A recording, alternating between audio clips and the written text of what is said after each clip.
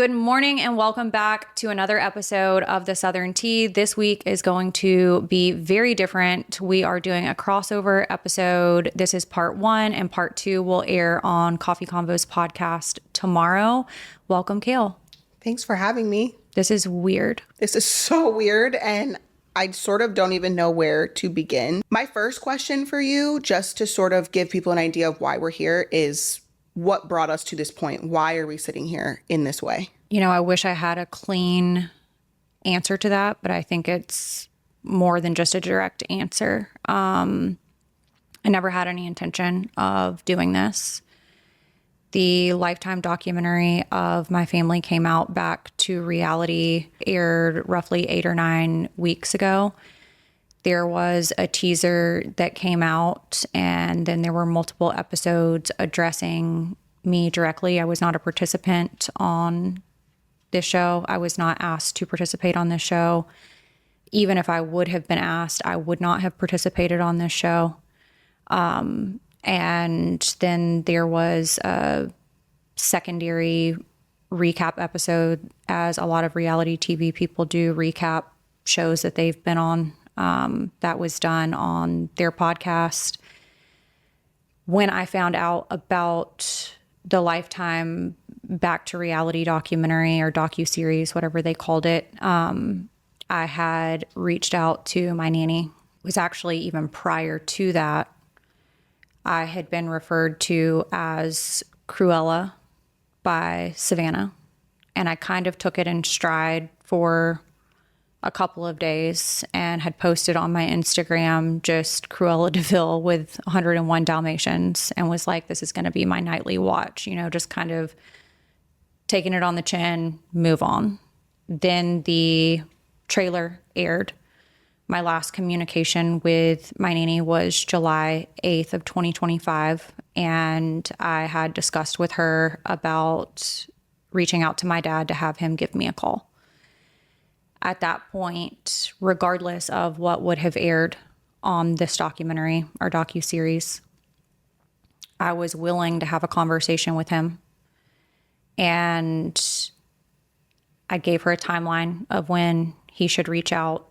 At that point, the show had started airing, and a lot of the things that were aired were inaccurate depictions of what has transpired. He never reached out to me, and the reason that I reached out to my nanny, because I know people will ask, why wouldn't you just reach out to him directly? Number one, I have not talked to him since 2023. I feel like that would be abrupt to just cold text him like that. Also wanted to be respectful of the fact that he's trying to transition from prison back to regular society and did not want to be an added stressor on that situation. So I felt like going through my nanny would be the best thing. Also, had changed my phone number, so he couldn't reach out to me. So I wanted her to be able to give him my phone number so that he could reach out in the time that he wanted to reach out. That was July 8th. Now we are late September. And you still haven't heard from Todd directly? No. At this point in July, you cease communication with nanny. The show starts airing. Surely that was an emotional time for you. I have not watched any of the footage from what aired. Okay. I was instructed by multiple people that work on our collective team for me not to do that for my own mental health. Okay. They watched and documented for me for the things that I would need to know. I have, unfortunately, seen a lot of what was said just through social media, whether that be TikTok or Instagram, the messages that I have received based off of the narrative that was on the show. Right. And that has put me in a very emotional place to the point that I completely took myself off of social media altogether for the past 7 weeks, because I'm driving my kid to school and get him dropped off at school and realize that people are telling me to kill myself. Because of what they said on the docuseries. Correct. Walk us back from the beginning. Your dad, it's no secret that your family and you have had their ups and downs, right? Like, there's been some estrangements over the years, but most of this all started in 2009, between 2009 and 2012. What happened during those years that led you to start the estrangement? So just for everyone who's listening, I do not want it to come off in any way cold or for the delivery to be taken wrong, because I have all of the documents that I have, but to be able to actually follow a timeline and to give correct and factual information, I am going to use what has been put together over the years, starting with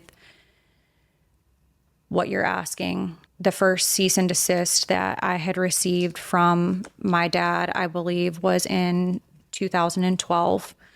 I'm going to back up to the 2009 date, because that's when our initial estrangement started. I was in college. I've said before, I worked for my dad's company. I was a full-time student, was dating Will at the time. My parents had graciously bought me a condo that I was living in. When somebody else buys you something, you have to live by their rules. And I was unwilling to live by their rules. I wanted to be a normal college student like all of my friends and be able to live my life and do the things that I wanted to do as a college student. And unfortunately, my dad didn't like that idea. And when you say live like a normal college student, did you mean having friends over, or what did that look like? Like you just wanted to be able to live a college life? Wanted to live a college life. Like I wanted to be able to go out with my friends and go to the Halloween parties and go to the sorority and fraternity mixers and do all of that. But it was almost like I still lived at home, because my dad had a landline that was put into my condo unit to where I would have to call from the landline when I was home so that he knew that I was home. Why? To make sure that I was meeting curfew, because that was a part of the agreement for me to live in that place. And while I do understand that my parents paid for that place, and, you know, in order for me to live there, I needed to respect the rules that they had in place. It's my own fault. I didn't respect the rules, and I made a decision for myself one night with Will. After he got done with baseball practice, he brought his truck over. I gathered all of my personal belongings, and by personal belongings, I mean like things that I had purchased for myself, or clothes, toiletries, that kind of thing. I didn't take any furniture. I didn't take any TVs. I left the house clean and in the condition that I received it in. I had 2 vehicles at that time, left the keys on the counter, and left the keys to the unit that I was living in on the counter, and I never looked back. I changed my phone number the next day so he couldn't get in contact with me, and I moved on with my life. I was a normal college student. Not proud to say that before marriage I lived with Will, but that was the options that I had. I now no longer had a job and nowhere to live. And so Will's parents graciously allowed me to move in with Will and his brother into a townhouse that they owned. And we lived there until I was able to financially be able to afford for Will and I to get our own place. And I went to school, and that was it. That's why and when your estrangement started. Yes, the initial estrangement. So that was around 2009 when that happened. I don't know exact dates, but I know it was the year 2009. And then my granddaddy passed away in July of 2012. There were lots of things that were going on at that time. My dad had filed bankruptcy. I was pregnant with Jackson, newly married. There is another situation that involves another minor child that I am not going to get into because it's not really my story to tell, and don't want to rob that from someone. Kail's girlfriend at that time was also pregnant with Chloe. And so there were a lot of things that were going on. I didn't have a relationship with my dad until and I wouldn't even say it was necessarily a relationship, but I do think that death sometimes bring people together. That's just the reality of the situation. We were both losing somebody that we very much loved jointly. And while those relationships were very separate, we both loved that person. And he was placed in the ICU in a hospital in Atlanta. And that was the first time that I'd seen my dad since the college estrangement. So it had been years. Years. I saw him in the ER. I had been there with my nanny and my papa for in and out of the hospital. My papa would be checked into the ER and we would be there 6, 7, 8 hours. And then finally, when we were able to get them to agree to run tests, I called my biological mom and said, someone needs to get in touch with my dad, because my dad also wasn't on speaking terms with my grandparents at that time. Okay. So then you had reached out to your biological mom, which is your dad's ex-wife, to hopefully get in contact with your father.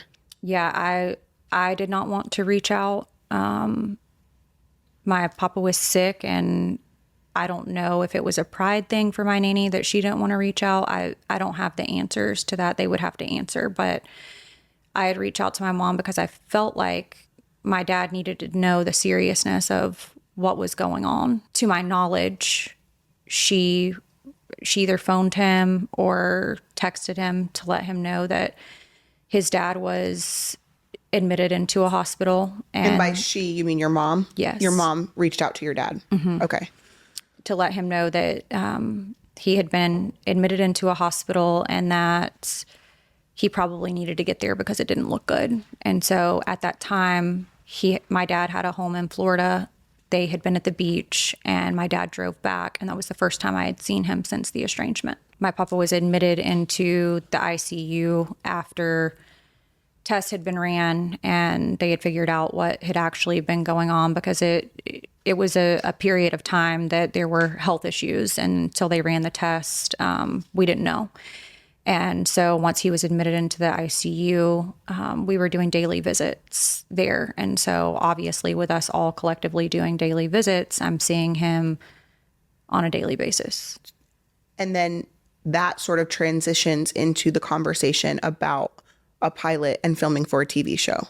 Yeah. So what I think is confusing a little bit about that timeline was that those initial conversations were going on when my papa was still sick.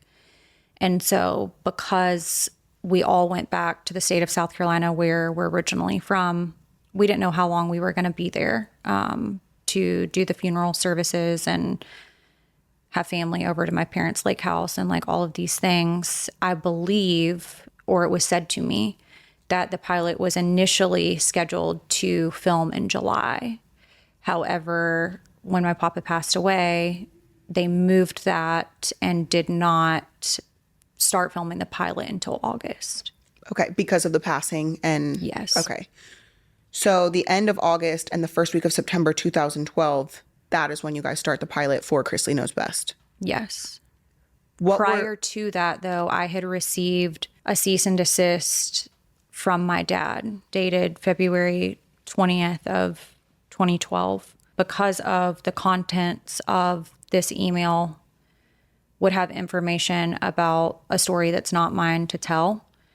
I don't want this specifically shared, but I was having communications with a third party that was not approved of. It alleges in the cease and desist that I told someone that he was bankrupt, in caps lock, LOL. I don't understand. At the time when you receive something like this, you're like, okay, well, maybe I did say it, because I probably did. And I'm not saying I didn't say it, but I'm receiving a cease and desist about this. This was roughly around the same time that a bankruptcy would have been filed. So what am I ceasing and desisting from, I guess? I think if you file bankruptcy, it's public records, like it's in public records. So if you did say it, he's basically ceasing, and he wants you to cease and desist speaking about his bankruptcy. Is that correct? Would you say that's correct? Correct. But he said that he wasn't bankrupt in here. I'm being served as final notice.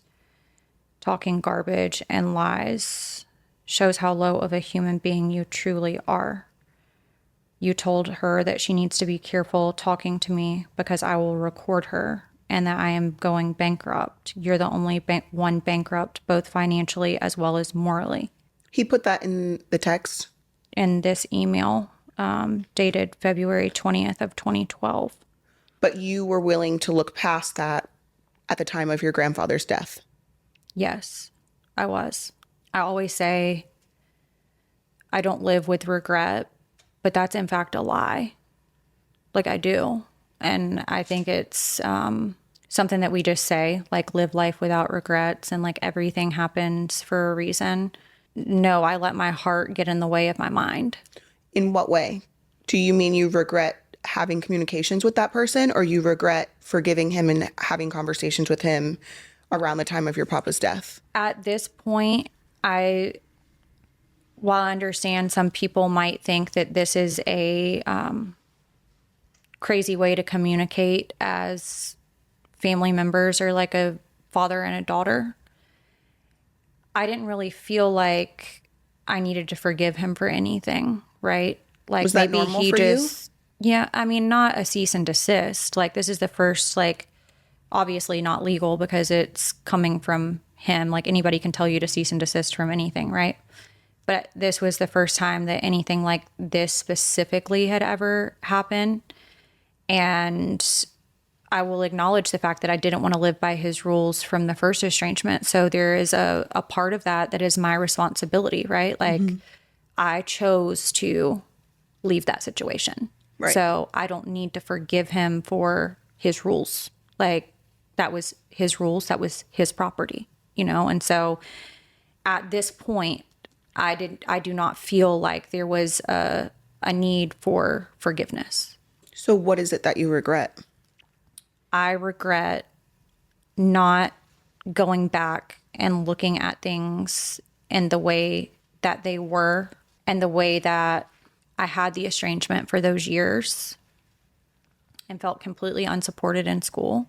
Receiving this cease and desist letter, I should have just kept the relationship somewhat at bay because I knew or should have known that this was not a healthy situation for either of us.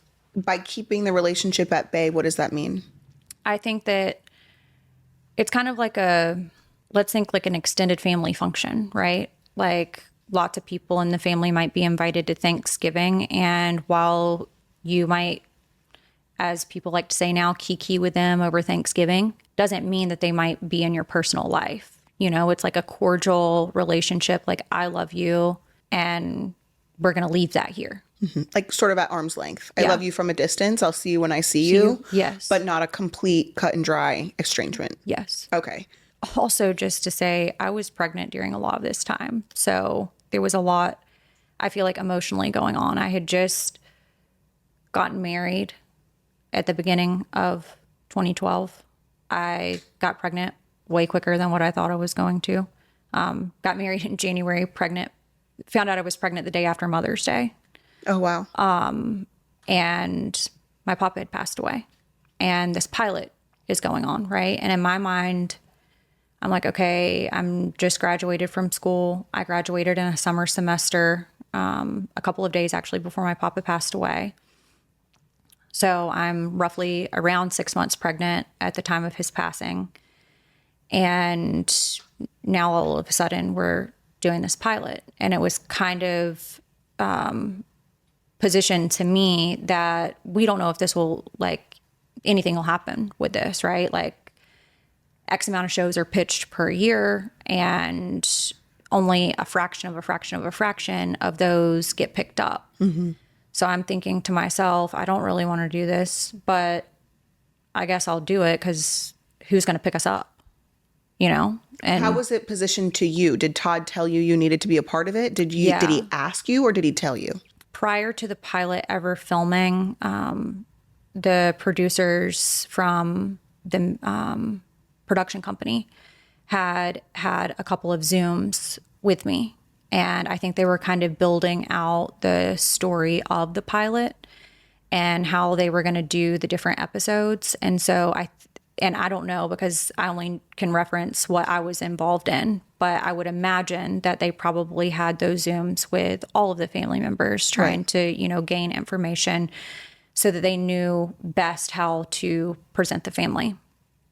And so the storyline, I guess, that they decided to go with for me was that I was demanding, this wedding. And basically I was a brat and a bitch and all of these things. The other kids were still at home. So that was more of like the parenting side of stuff. What they didn't know at the time that we were filming the pilot and what no one was forthcoming, and I was told not to be forthcoming about, was the fact that I was pregnant and also already married. So production didn't know that? Production did not know that. Your family knew that? Everybody, yeah. Everybody knew that except production. Okay. So I think that's important for people to know, just to give full context. For listeners of this episode, I think that it's really important for you guys to understand the the development and what goes into filming a pilot and it being greenlit into an actual show is slim to none, but it is a huge, huge event in someone's life because it's about to change. No matter how real or how produced it is, it's going to change your life. So I think that is important to say. And I think that, to that point, you don't really realize what you're getting into. You've never done anything like this ever in your life. Like maybe your mom in 1990 might have had a camcorder that was, filming you doing dance recitals and stuff. That's the closest thing that you've ever known of somebody filming you.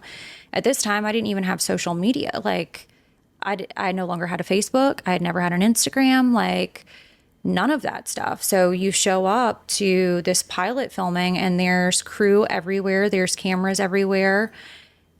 You don't really know how to adapt and you realize, okay, oh my gosh, if this actually does get picked up, this is what life looks like. Yeah. And it becomes a regular part of your everyday routine. Production doesn't know you're already pregnant, you're already married, but they, and maybe your dad, did your dad have any parts in what your storyline would be? Yes, because he and I had a conversation of I was not to wear my wedding ring while filming, which was hugely problematic to Will. He did not understand why that wouldn't be a known situation. I think my dad was already in his mind, if this does get picked up, that we would do possibly a larger wedding for the next season of the show if we didn't even know that the pilot was going to air as season 1. Okay.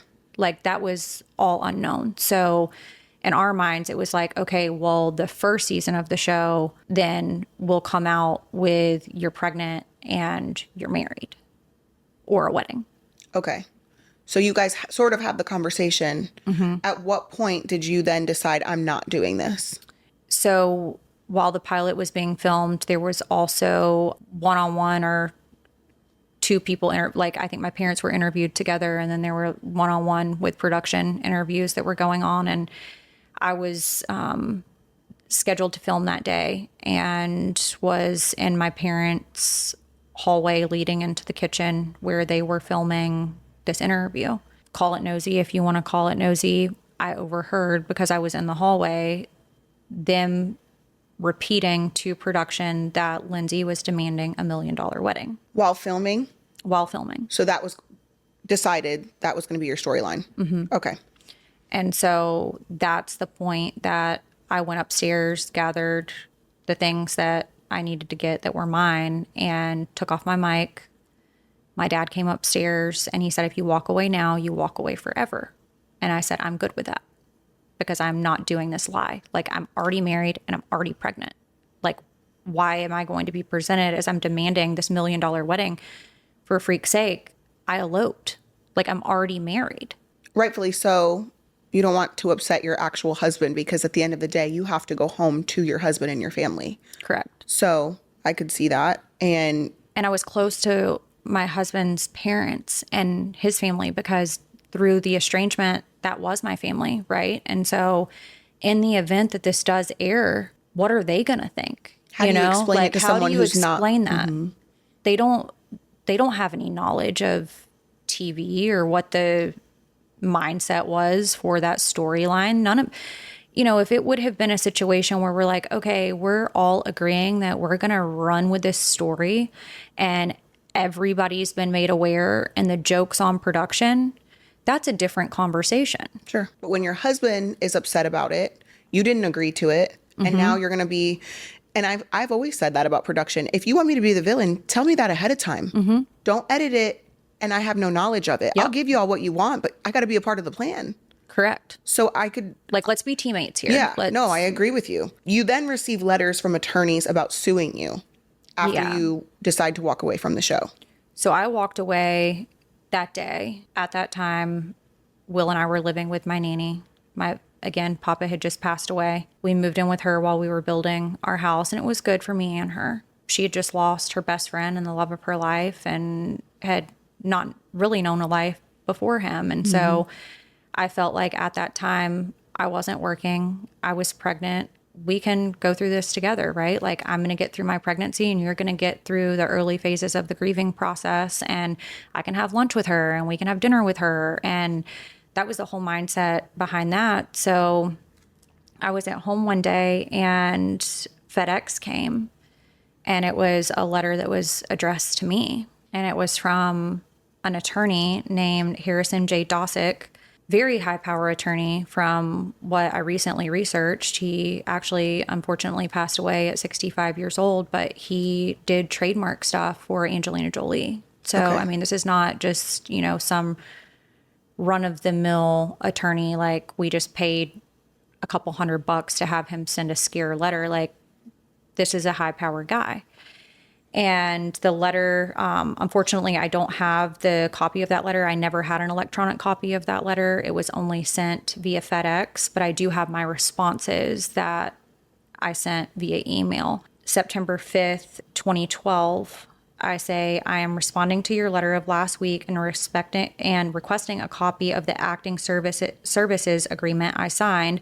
I am not familiar with this agreement, and I would like to see that so I can respond to you. Thank you for your help. Sincerely, Lindsie Campbell. From what I remember in the letter that was sent to me was essentially a demand, like, either you are participating in this because you have already filmed for this pilot, or you are going to owe $40,000 towards the cost of production for this pilot because you're now no longer participating. At that time, and I want people to understand, I'm 23, or I think still, I was still 22 whenever I received this letter. At 22 years old, fresh out of school, Will and I had, fortunately, no college debt. Will's parents paid for him to go through school. I went on academic scholarship. We were building our first home. We were pregnant with our child. $40,000 at that time. Even now, but at 22 years old, that seems like I will never pay this back. And that was my mindset. I'm never going to be able to afford to pay this back. And now we're in a very bad situation because we are going to be in debt and bring our child into a world with $40,000 worth of debt. That was a heavy burden to carry. So the next letter that I had sent to him was on September 20th. I'm going to assume, based off of what I said in the response, that he had sent me something else. I said, "Dear sir, I'm responding to your letter of last week regarding a contract with Maverick Television. I received a copy of the terms agreement. However, this was not addressed to me, nor is it an address that I would have received mail. I have never been over the terms or content of this letter, nor did I sign that agreement, as the back page was left blank. I do not feel I had any binding contract with Maverick Television, nor have you provided me with such. Thank you so much for your help. Sincerely, Lindsie Campbell." Was that the end of the communications?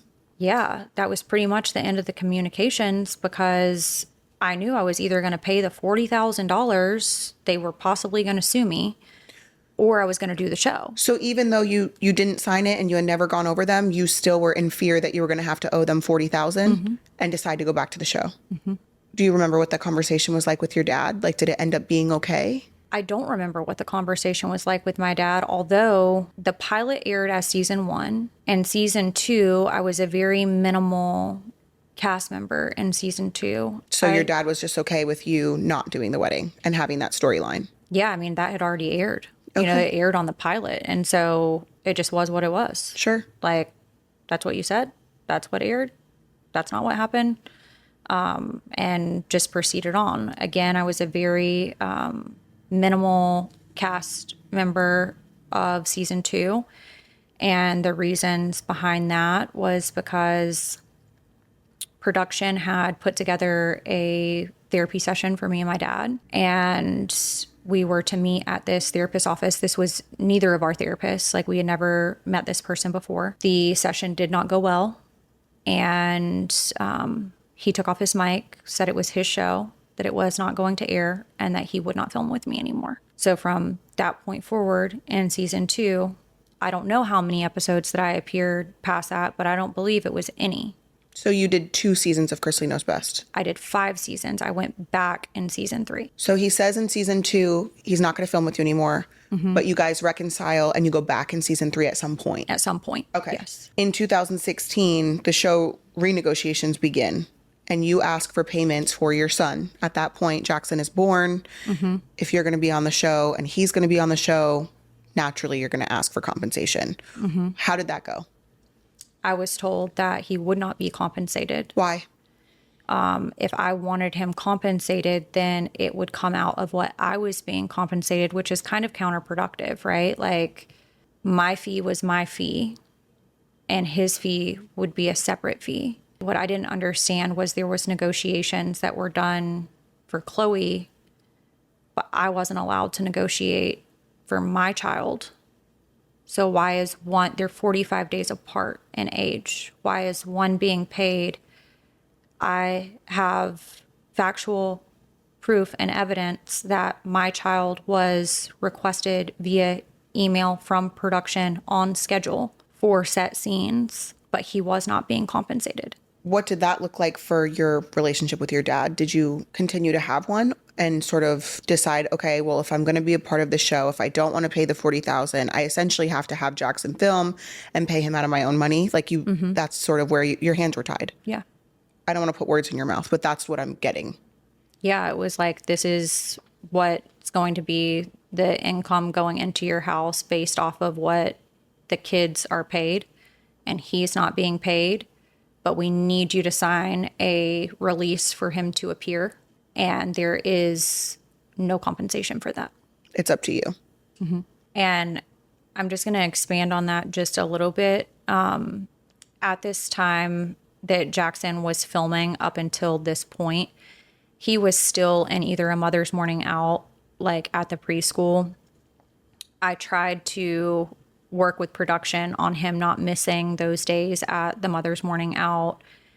Then once he moved to 4-year-old preschool, gearing up for kindergarten, I kind of started putting my foot down at that point, because I'm like, I don't need him missing, you know, the preschool Right. that actually has a curriculum at this point. I don't need him missing that, because there is no benefit for him to do this. Sure. Like, you're paying me to do it, but he's not being paid. So I can't justify bringing him to Nashville to film when he needs to be in school. So at that point, I had gone to the production company myself and said, if you guys want me to continue to film, I'm not going to continue bringing Jackson. He has a schedule here. Will's at home. He can be with him at night. But you guys need to provide a nanny.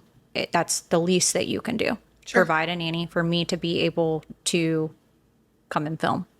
And the only way that I got that was because they knew they were going to be saving on first class flights for me not to bring Jackson. It would have all come out in the wash anyway. So they were either paying the nanny or they were paying for First the class. travel for him to go to not film. Okay. So that's how that ended up going. So this is all, the show renegotiations are 2016. You're arguing for payment for Jackson. In this same year, you see Robbie Hayes, who is a former Bachelor contestant. Correct. So just to back up a little bit, the show had initially been filmed out of Georgia. Okay.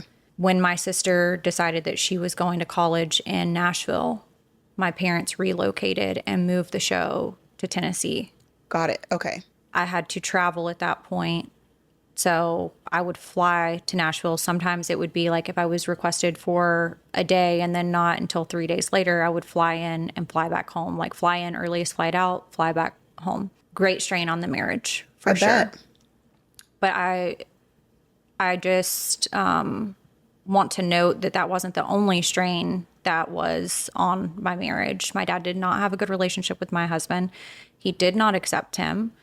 And Will didn't have a good relationship with my dad, did not want a relationship with my dad, and did not want anything to do with TV. Will wanted our life to be a simple life. He wanted to live middle class. He wanted to have his job. He wanted me to have a job, and he wanted to raise Jackson. The TV thing was something that he never wanted to be a part of. So not only did he not have relationships with my family, because we were filming a family reality TV show, I was always with my family. So that drew a bigger wedge between Will and I than I could have ever imagined that it would have. And there was a significant amount of travel at that time for the show. And ultimately, we decided that we were going to separate. Georgia does not recognize legal separation. Okay. However, Will and I had a legal agreement of separation. Okay.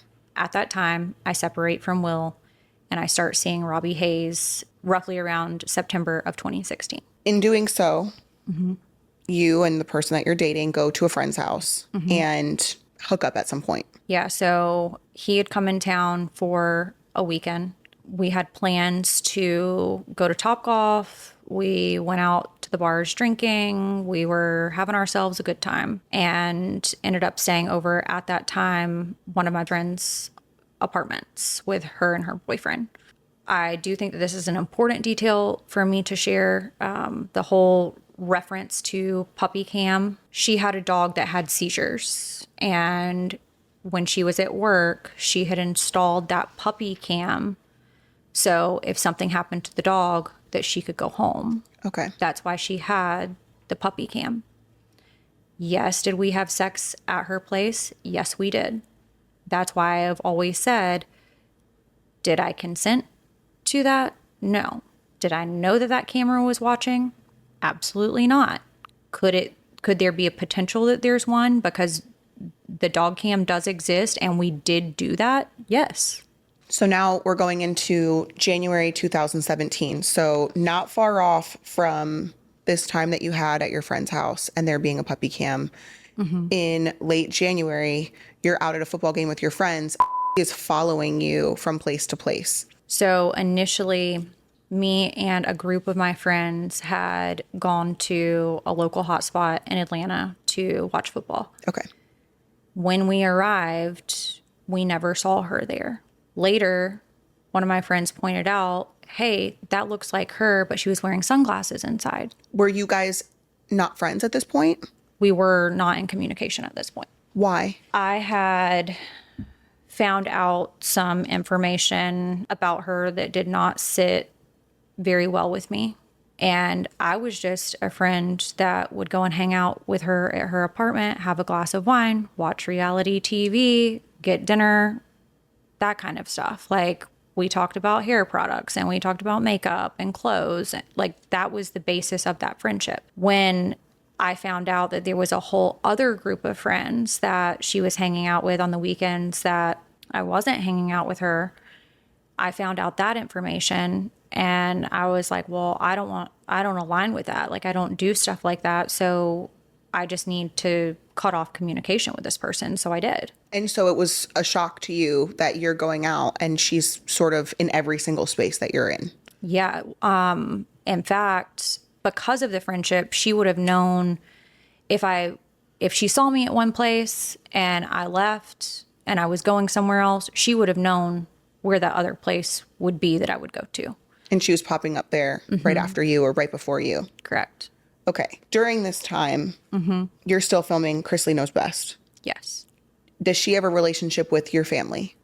No. Now, did she know of my family, obviously through me? Yes, of course. Did she know about the previous estrangements? Yes. I had actually met through one of Will's best friends. We remained friends after her and that guy broke up. will still remain friends with his friend, and I remained friends with, and she was dating a completely other guy, and we just had a friendship. At any point, did she tell you that she saw you having relations with Robbie No. on her puppy cam?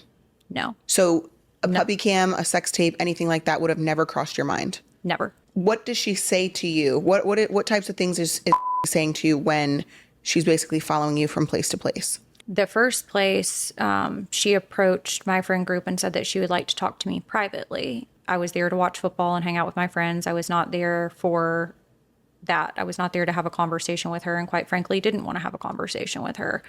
She would not stop. And so I went pulled aside with her, and she was apologetic, and she was like, I really just want to get our friendship back on track. And you know, there's a lot of things that you don't know, and there's a lot of things that I could explain and whatever. And there's a lot of things that you've heard that are untrue about me. And I'm like, okay, you know, I'm just trying to get out of there at that point. I'm like, I want to go to another place. Like, you're inside of a closed door place with sunglasses on. Like, this is getting a little too weird for me. I'm just going to go to the next place with my friend group. We get over there, grab a drink, and next thing we know, she's at that place. So would you say it's safe to say that she was upset that your friendship ended and that you were potentially not going to be her friend again? Yes. She was upset. Yes. Okay. At what point did you learn that there was or could be a sex tape from house? It was after these not so casual run-ins that she started blowing up my phone one night. I was actually at a friend's house. Same group of people were with me that had been out with me. Just a couple of additional people added, and she starts blowing up my phone. I'm not answering. And one of them was like, hey, just answer and put her on speaker so that you have a witness to whatever she's saying. Fair. So I put her on speaker, and that's where she starts threatening me. Like, if I am not going to be her friend, and if I don't agree to meet her on the next day, then she had that. She explicitly told you this? Yeah, she explicitly told me. And there were witnesses? Yes. Okay. So you're living probably shocked at this point, but time is going on. What did you do for the next month or so? Like, you were just worried that this video could get out? Or did you then keep her at arm's length because you were afraid of it getting out? It was kind of a keep at arm's length. While I was not willing to meet her, I also was in fear of, oh, what if she does have that? And what if she does find the means to get it out there? At this point, I have a child. You know, it's not just about protecting me. Also, at this point, I have now reconciled with my husband. I think anybody would be fearful. No, I did file an initial police report in the jurisdiction of where she lived. I had actually reached out to law enforcement to where I had reached out to law enforcement in the county that I resided in. They directed me to her jurisdiction and said, file that report there. Okay. So you file a report. And in the middle of all of this, I actually filed it from my dad's closet. I was still filming for Chrisley Knows Best. I had filed the report with the Brookhaven Police Department in Fulton County. And my dad was aware at that time when I filed. Okay, so that is how Todd Chrisley finds out about the sex tape. Yes. Did Chase find out about the sex tape at that point? I don't explicitly remember ever having a conversation with Chase about that. What I do know was my dad had direct knowledge that I had filed that police report and was actually encouraged and instructed to do so by him at that time. Not too far after that, you learn that Kail is subpoenaed and interviewed for what? So there was, and this is the earliest article that I was able to find, the name Jody Fleischer, who was a reporter for Channel 2 Action News local to Atlanta. To my knowledge, she was an investigative journalist that was covering this story. So the earliest report that I could find was a WSB TV Channel 2 Action News where it says Channel 2 investigates. State opens investigations after records show reality star dodged taxes. In here, it says that state documents show that investigators have subpoenaed Chrisley's eldest son, Kail, who still lives in Georgia and is estranged from his famous father. At this time, I was still on the show. But Kail is being subpoenaed and interviewed. Yes, I was never subpoenaed from the state, ever. I was never subpoenaed from the federal government, ever. Why would they subpoena Kail? I don't know. I wish I could give you the answer to that. The only thing that I possibly can think was we were all still collectively on the show and Kail wasn't. And it was well known that he was estranged. Maybe they went there because he was the only known estranged person. Okay.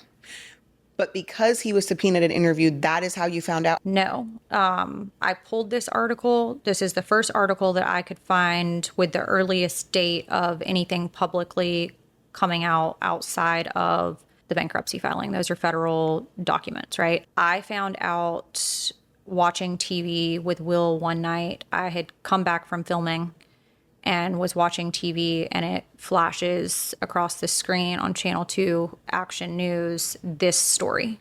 About your parents? About my parents. So I actually contacted my dad and said, this is on the local news. And what was his response? I don't think he had one. So you go back to Nashville and you film? Yeah. Despite whatever your dad is going through and this being on the news, you guys still just go according to schedule for filming. Mm-hmm. So you're back in Nashville. And I had Jackson with me at that time. Okay. What happens when you're in Nashville filming? So per my production schedule, I was filming from March 6th to March 10th. However, there was a day off in between that. Okay. On that off day, the only people that were in the house, and this was early in the morning, was Jackson and I were in the kitchen. My dad was in the living room on a chair. I believe Julie had taken Chloe to school, and the housekeeper was in the house, and the doorbell rang. My dad went to the door. I see at the door there are roughly 6 to 8 police officers, and they hand him an envelope. Jackson's still in the kitchen at this time. I start texting Will, and I'm like, something must be going on, because why would there be 6 to 8 police at their house handing them an envelope? Do you think that was the first time your dad found out about an official investigation? No. You think he knew already? I do. Okay. So does your dad explain to you what the envelope was, No. what the cops were doing there? Did you ask questions? Never asked a question. Continued on my morning routine with Jackson. I was unfortunately still being paid by paper check from production. So again, my off day, I go to the bank to deposit my check. That's where I run into my nanny and Julie at the bank. I did not know that they were going to Bank of America. Okay. So what happens at Bank of America? I go in to deposit my check. It's raining outside. And I bring Jackson in with me.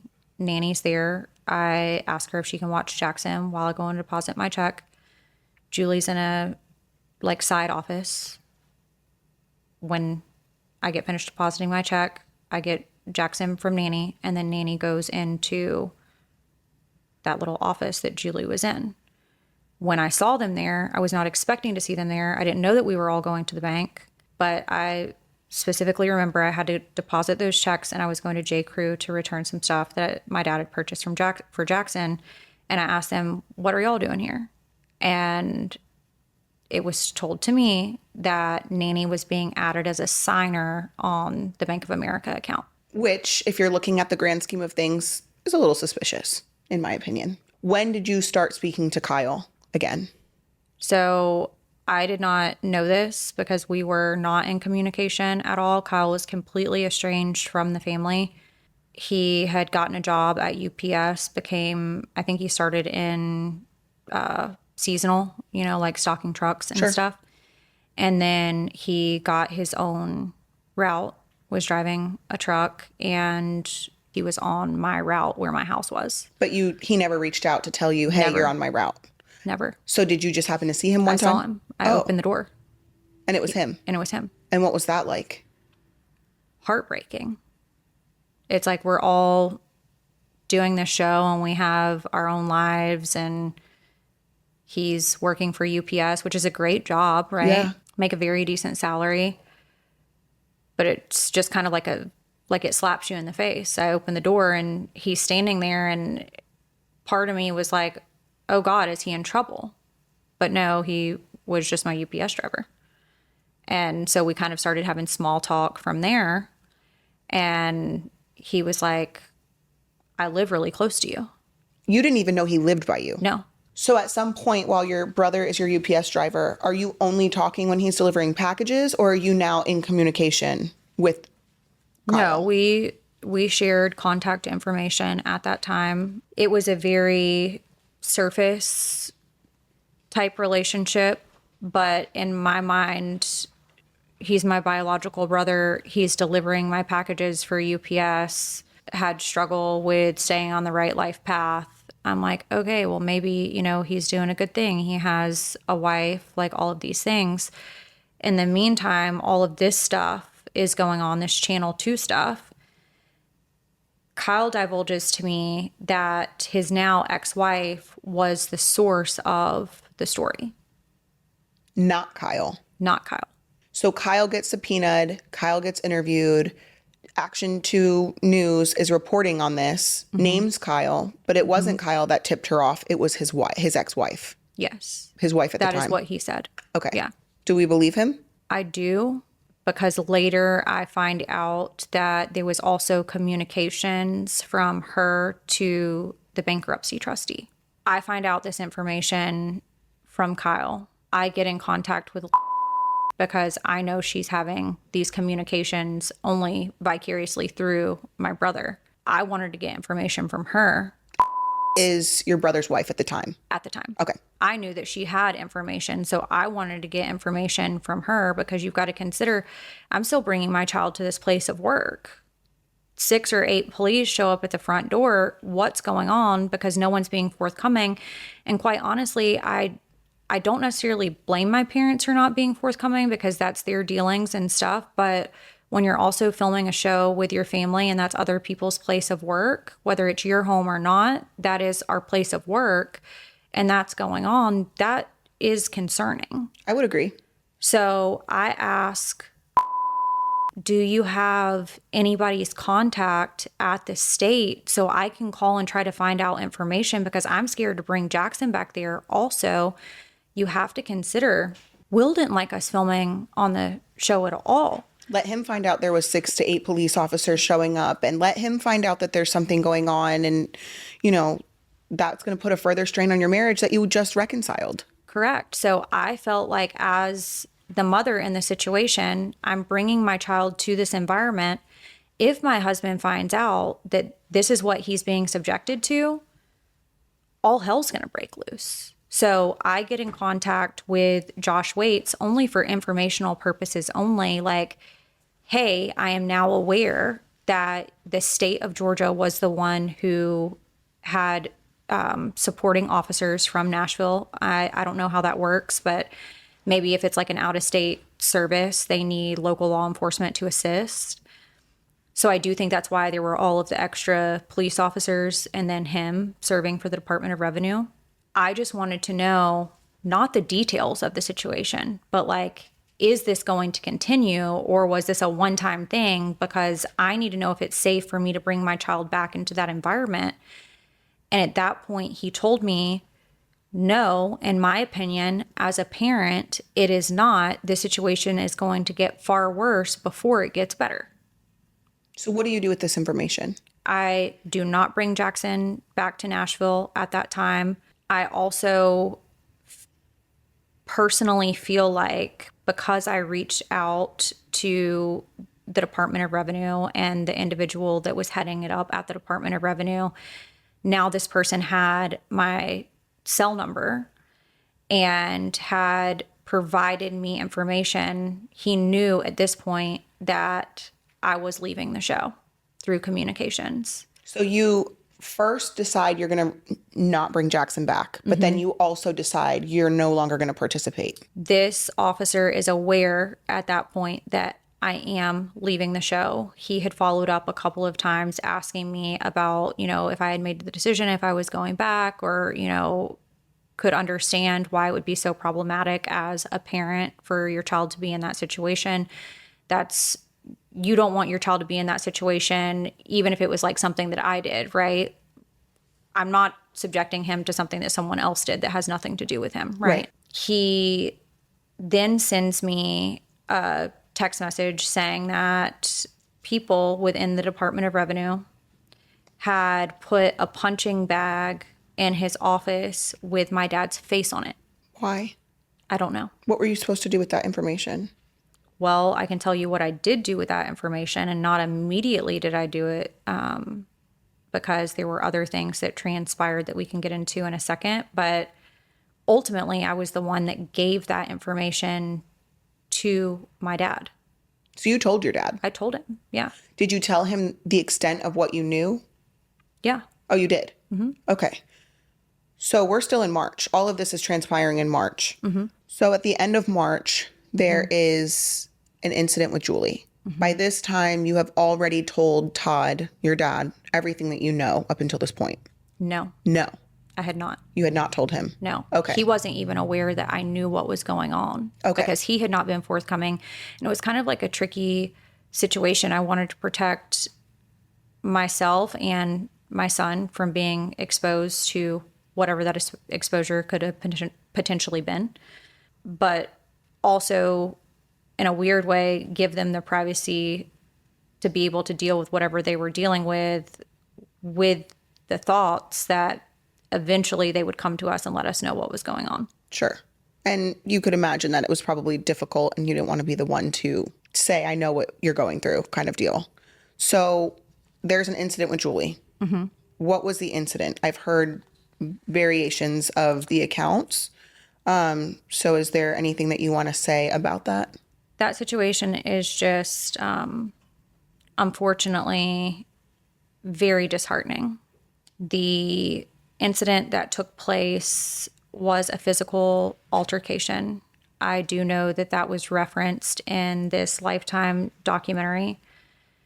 I will say that people who were referencing to this altercation did not give correct events that took place. Some of these people that were involved in referencing this altercation were not even present.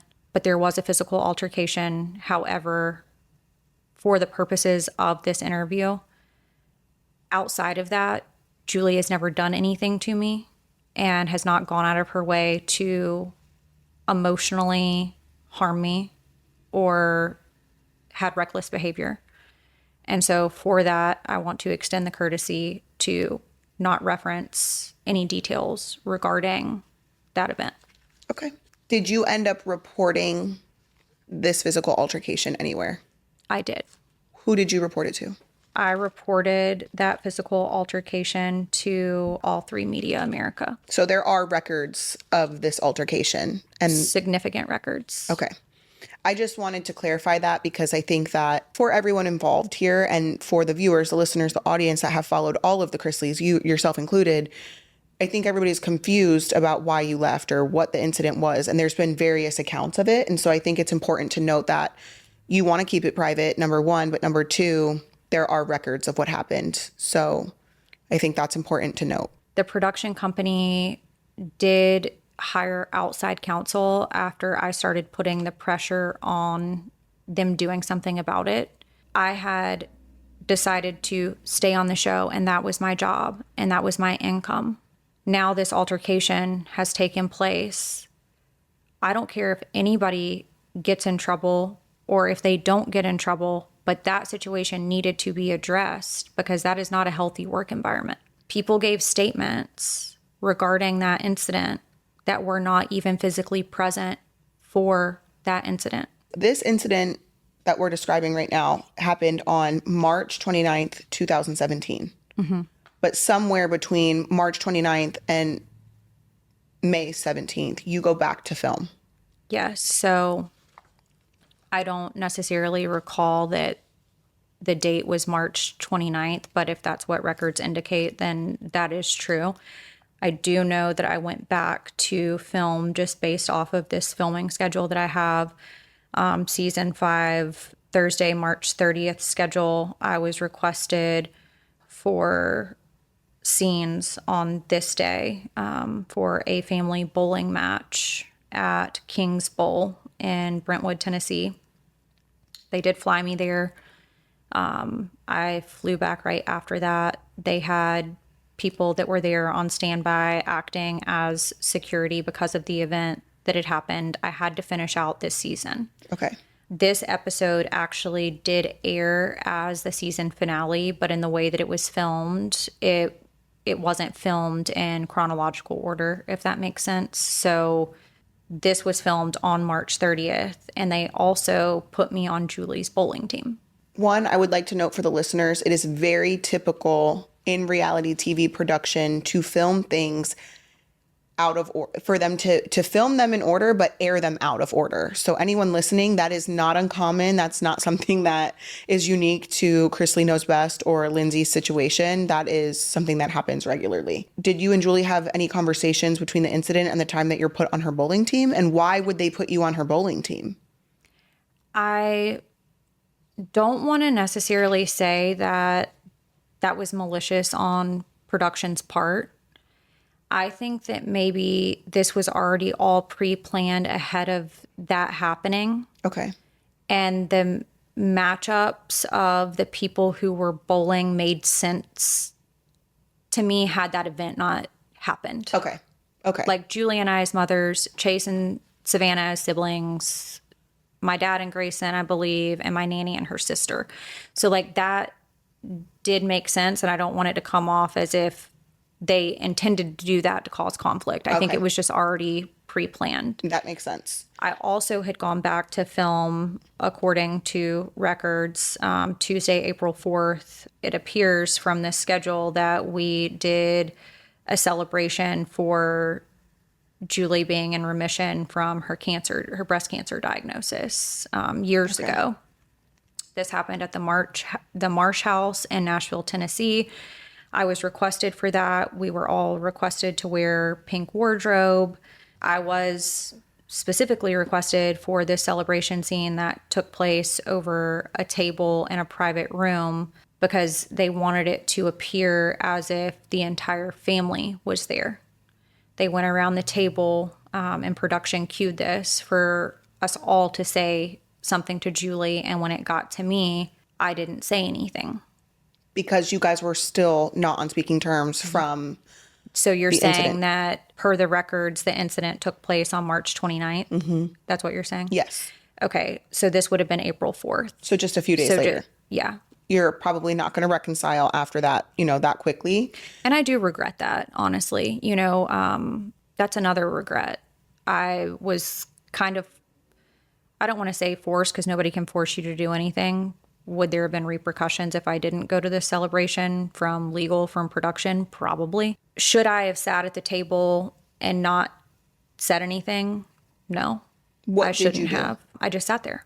They When it didn't. got my turn, I just sat there. In my opinion, at that time, and my emotional state at that time would be, if I said something, it's going to come across as fake to her because of what had transpired. So I felt like I was between a rock and a hard place. Like, yes, I'm so glad that she's in remission. Like, my God. But you're putting me in a situation on reality TV to do all of this, knowing the events that took place days prior. And you're still emotionally charged, I would imagine. Yeah. And I don't want to be there. Fair. And I will say that there is video footage of these things that we can share when this episode airs. I think that that's very important to just see the emotional state of where I was. We had found a video from my facial expressions from the bowling scene. And it's like, clearly I was not mentally or emotionally there. I just had to be there. Right.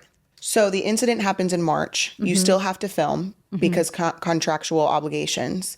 You don't officially report the incident with Julie until May. Why?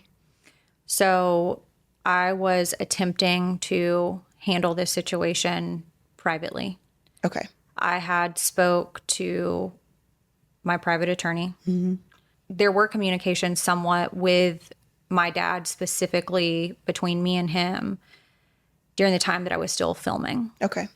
Again, we were wrapping up the season. That's why we had those pickup scenes. That's why we had season finale stuff that had to be filmed. I went back home to Atlanta. We were informed. I can't remember if they, and I don't know if your contracts ran like this or not, but they have options to pick up additional episodes. Yes. I believe that's what it was. And I was contacted from production, from producers, that they were bringing me back for those additional episodes. Okay. I had very candid conversations with this producer and let her know the only way for that to make sense for me to go back would be maybe in a therapeutic setting for those who were there that were a part of said altercation. We would film this therapeutic setting of us discussing this, but everyone needs to come to the table honest about the participation, and I would be willing to do so. And they needed to secure that certain things would not be cut out of that therapy session to make one party look like something that they didn't do. So essentially you want the full story being told. You want everyone to come to the table with honest recountings of the incident, and you would be willing to film. Yes. Is that not what happened? No. I was not having communications with my dad at that time, but it was told to me through production, the producer that I was communicating with about this, that they were going to go to the other side and see what they could do and see if they would be in agreement to do this. Initially, it was an agreement until it got closer to time to actually film it. They were in agreement? Yeah. And then when it got closer time to actually film it, then they pulled out and he refused to film with me. Your dad? Yes. Why your dad if the incident didn't involve him? He was there very present with that incident and is well aware that the depiction of the incident that's being said from their side is untrue. So he was refusing to film with me. And you understand reality TV. If somebody else would have refused to film with me, at the end of the day, the buck for Chrisley Knows Best stops and starts with Todd. And that's just the reality of the situation. And that's okay, you know? At that time, I knew that was my income and I'm going to have to do something else, but I'm not going down easy. So this is what transpired, and I want accountability for what had transpired. And so mine and Will's attorney had contacted All 3 Media and Maverick Television, which was the acting production company. Okay, so that's where the official report starts. Yes. Or stops. Starts and stops. Around this time, your sister starts tweeting. Quote, "Come after me. I really don't care. Come after my mama. You're over. Watch what you tell when your bed isn't clean. Hashtag literally." To which your dad responds and says, "Especially since there's been more men in your bed than your husband as," I think he meant has, than your husband as spent time there. Hashtag 2 bachelors. Hashtag in-laws. Hashtag videos. Hashtag photos. Hashtag let's do this. It was assumed that this was in reference to the puppy cam, which your father knew about back in 2016, so a year prior. He knew about that, and I'm assuming the 2 bachelor comment and the another man in your bed is in reference to that. I remember these tweets happening in real time, and I remember the emotional aspect, the emotional state that you were in, and how upsetting it was to basically feel like your whole family is ostracizing you. You're going through, a separation with your husband and then reconciling. Like, all of those things are more than one person should ever go through, especially at one time. I do want it to be known, because I think it's important for context purposes, that my ex-friend wanted to be on TV. She had tried to get on reality TV shows prior to this. So this was sort of her way in. If she remained friends with you, maybe would increase her chances to be on TV. Yes. And I I do believe that that was an intent. She would regularly ask me to like share her photos on Instagram and stuff like that. So there was very much a desire. And I think there's room for everyone. Like, if that is your desire, girl, like, go for it, do it, but go about it the right way. Like, don't try to do something to someone that ultimately I realize you were jealous of. Right. And so with your dad having that information, he's essentially using this against you. You knew my pain and you used it against me. Yeah, so this was not long. June 29th of 2017. Your attorney has reached out June 10th of 2017. Not even 2 weeks later, Savannah is tweeting, your dad is responding to said tweets. July 12th, 2017, an anonymous person reaches out to one of your agents regarding the puppy cam video. Yeah, so I actually had forgotten about this, except whenever I was preparing for this, which is a little concerning that I would forget. This person went by a name called Lauren Limpler. Lauren Limpler? Yeah, Is that their real name? absolutely not. I've never known a Lauren Limpler in my life. Okay. And the email reads, "Hi, a friend of mine posted this on Facebook and it looks like Lindsie is with another TV celebrity. Can I book her on a press outlet? My friends have also said there is a puppy cam video out there. Is that on the internet?" But we don't know who this anonymous person is. No idea. What was the photo of? It was a photo of, so the day that we were out watching football, it looks or appears as if this photo was taken from across a bar. Okay. So someone takes a picture of you with somebody, sends it to your agent, and then also tells them about a puppy cam video. Who other than you, Todd, would have had information about the puppy cam? No one. Okay. So if it wasn't you, it was either Todd or who leaks this information. Well, this looks like a paparazzi photo. Could it have been a cell phone photo?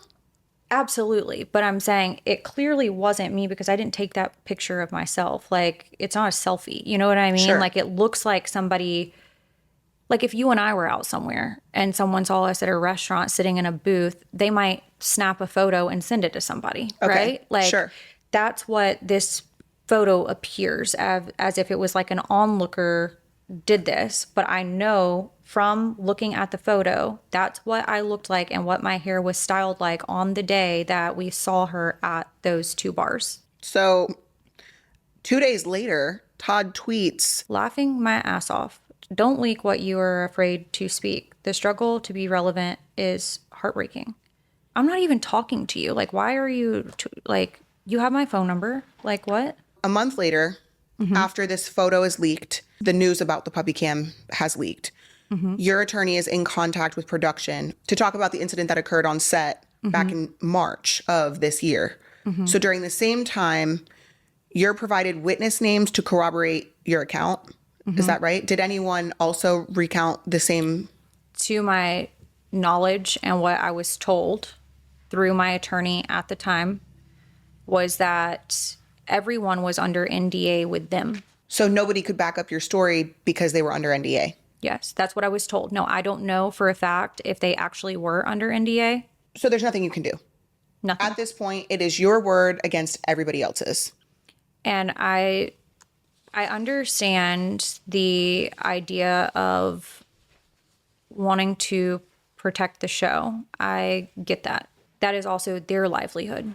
So I fully understand that. But a theme is if we go about things the right way, we never have to get to that.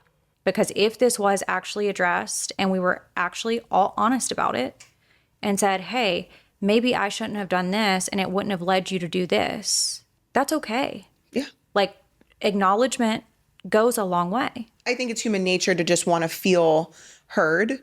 So even if other parties, to this didn't agree, all they had to do was acknowledge your feelings. Hey, I hear you. I do want to say the night that incident took place, I know we talked about it a little bit ago, but I was asked by my dad to stay at their house. And I said no. Production said no. They put me in a production van took me to an undisclosed hotel location, would not give the other people that were involved in the situation the location that I was at, flew me back home. Why would production go through all of that if I did something? Welcome back to another episode of Coffee Combos podcast. This is part 2 with Lindsie. You guys can find part 1 on the Southern Tea. It aired yesterday.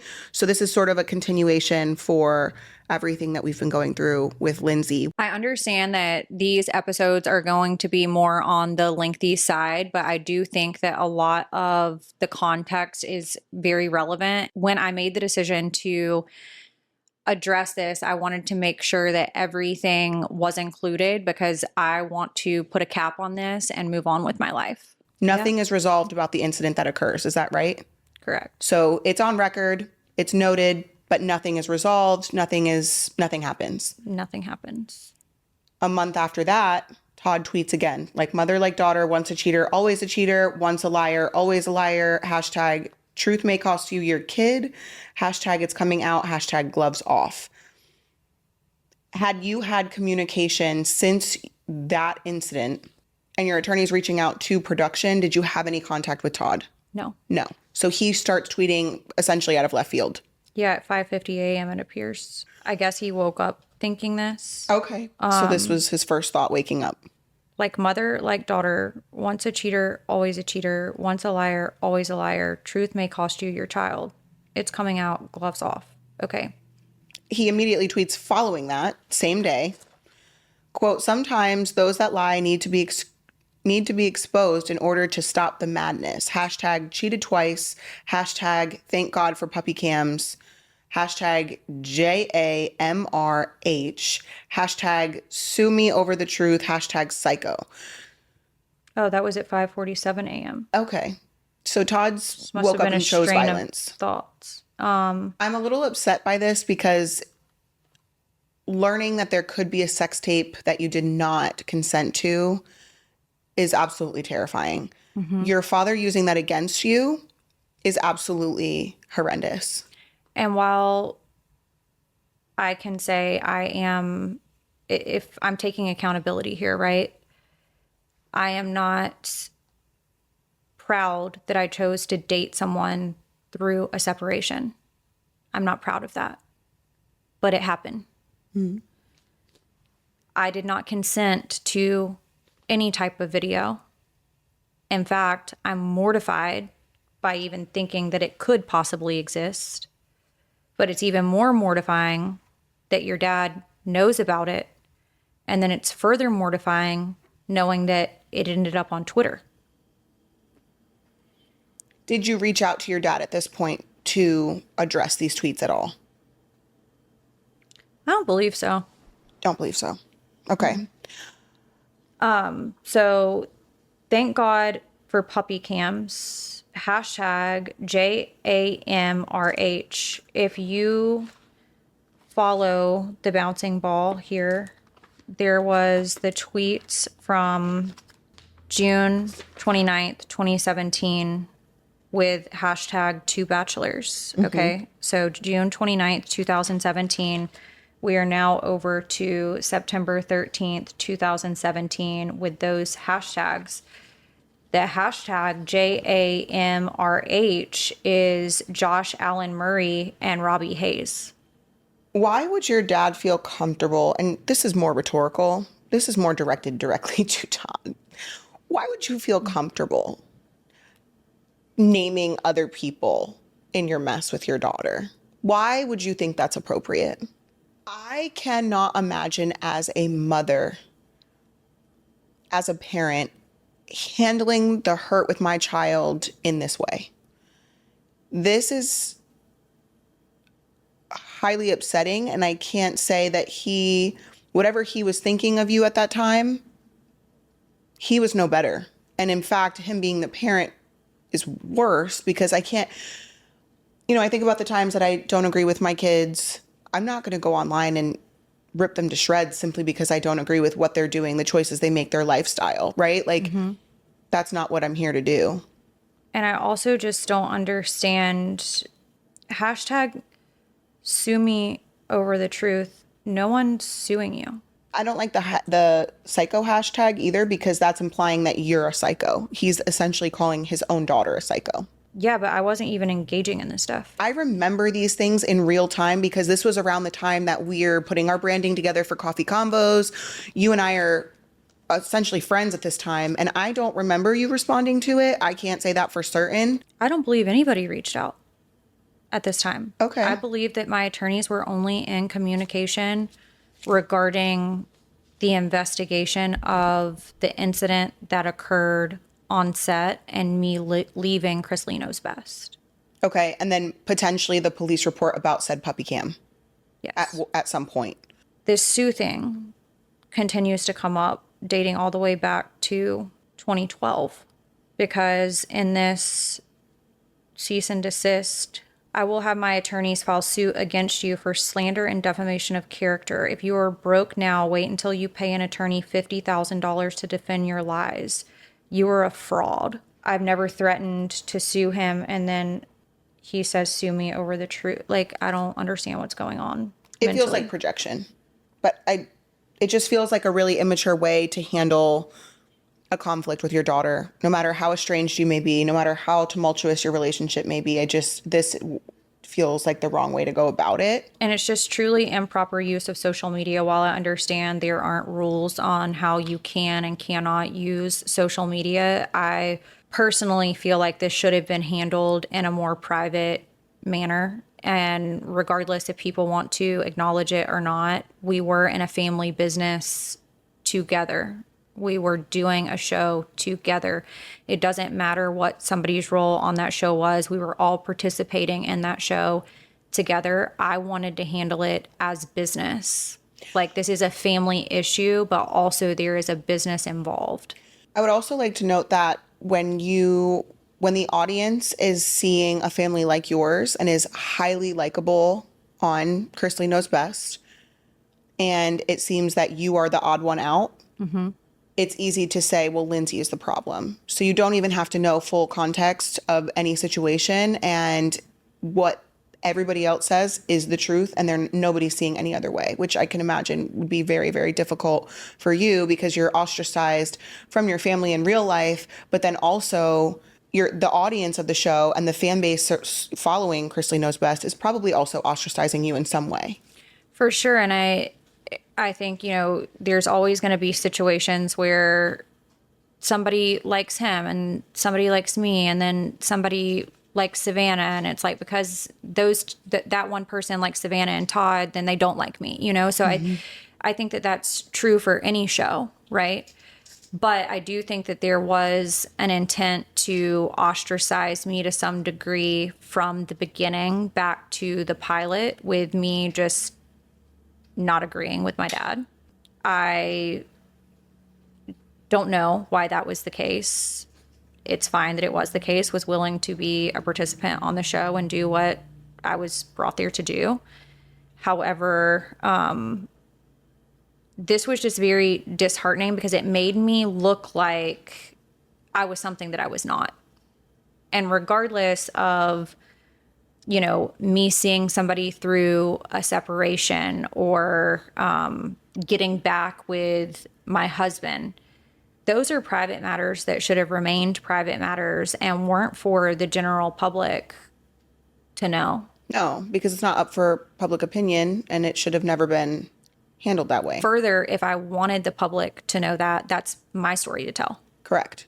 And I feel like you have been gracious enough for this entire episode so far to not share parts of this that should remain to the people whose story it is. Yes, it was a part of your life, but it's their full story. So a couple weeks later, we're in October of 2017 at this point. We were in the process of starting Coffee Convos. So you and I have already communicated. We've signed contracts. We've done all of that. And your attorney reaches out to the attorneys for Chris Lee Knows Best to let them know that you have the opportunity to appear on another reality TV show. I can only assume that was Teen Mom because the timelines add up. And so they're attempting to confirm that they're aware of the situation and that you have this opportunity. And were you under contract still with Chrisley Knows Best? Yes, I was still under contract with Chrisley Knows Best, and you and I were launching coffee convos, and I remember that there were scenes that were going to be filmed, I guess, for Teen Mom to discuss maybe the podcast. I can't really exactly remember what we filmed, but I do know per your producer, I had to reach out to the production company to get clearance to be able to film with MTV. For anyone listening, there is a very big emphasis placed on different talent going on other reality shows that may or may not be a direct competitor, or they have to sort of work out the details on, is this going to help or hurt ratings for the other show? So that was part of the reason. If she's still under contract for Chrisley Knows Best, could that help or hurt? They have to look into all the logistics and then give approval. And so that essentially terminated the contract with, or no? So this is actually where the saga started of me attempting to get out of my contract with Chrisley Knows Best and any obligations that I had to the network or production. What was the timeline on that contract? Like, would you have been under contract for much longer? Or was it already at the end of the contract? No, it was not at the end of the contract because they had the option to send me pickup letters if they wanted to. So they technically could have, to keep me under contract, they could have continued to send me pickup letters throughout the duration of the show, even if they weren't using me to hold me to my contractual obligations to the show, to the network, to the production company. And that also is not uncommon. There are loopholes in all the reality contracts to keep you under contract for years after you even realize that you're under them. So the initial email that was sent, just for reference for you, it's reaching out to my dad's acting agent, which technically I guess was all of ours. My attorney at the time says, "Good morning. I just want to reach out to you regarding Miss Campbell. She has the opportunity and will be appearing on a television show in the middle of October. We just wanted to make you aware of the situation since you and I have been in discussions regarding the termination of her contract. Please let me know if you have any questions. I look forward to hearing from you. Best, Musa." Okay, so then we go to a response email that says, "Musa, are you referring to the termination of her engagement agreement with my firm or the proposed termination of her agreement with USA? On the latter, she is still under an exclusive obligation to the network. If you want to give me more information about the opportunity, perhaps I can be helpful in getting the network to allow a carve out." So what ended up being the case for that? I just filmed. You just did it. Yeah. And were there any repercussions? No, because by the time, I'm not going to say who, but I was just told based off of potential airing dates that I would already be out of my contract by the time whatever we filmed aired. Okay. So for you, it was worth the risk. Yeah. Okay. And about a month later, a little more than a month, your attorney reached out again for Chrisley Knows Best, seeking to have you released from all exclusivity obligations to the network, the production company, and they're going to let you film too. Like, you just do it anyway, but they also end up agreeing. Is that right? Okay. Correct. This was when you prepared to film for Teen Mom, Coffee Combos launches, and you get the clearance. Now there is somewhere between October of 2017 and February of 2018, there are contracts, the contract termination sent to you. Is that right? Yes, and one email that I found very interesting as I was combing through this stuff, their acting agent says, "I'm happy to try to help, but I have yet to get a clear indication of what you're looking to accomplish.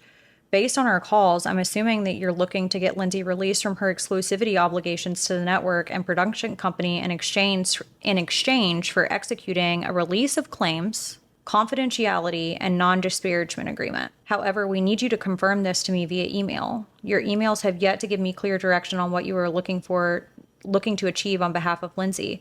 If my assumptions are correct, please advise, and I'm happy to engage with the production company and network to advocate on your behalf to try to help them get on board." Who's asking for a non-disparaging agreement? That was the agent at William Morris that represented the family.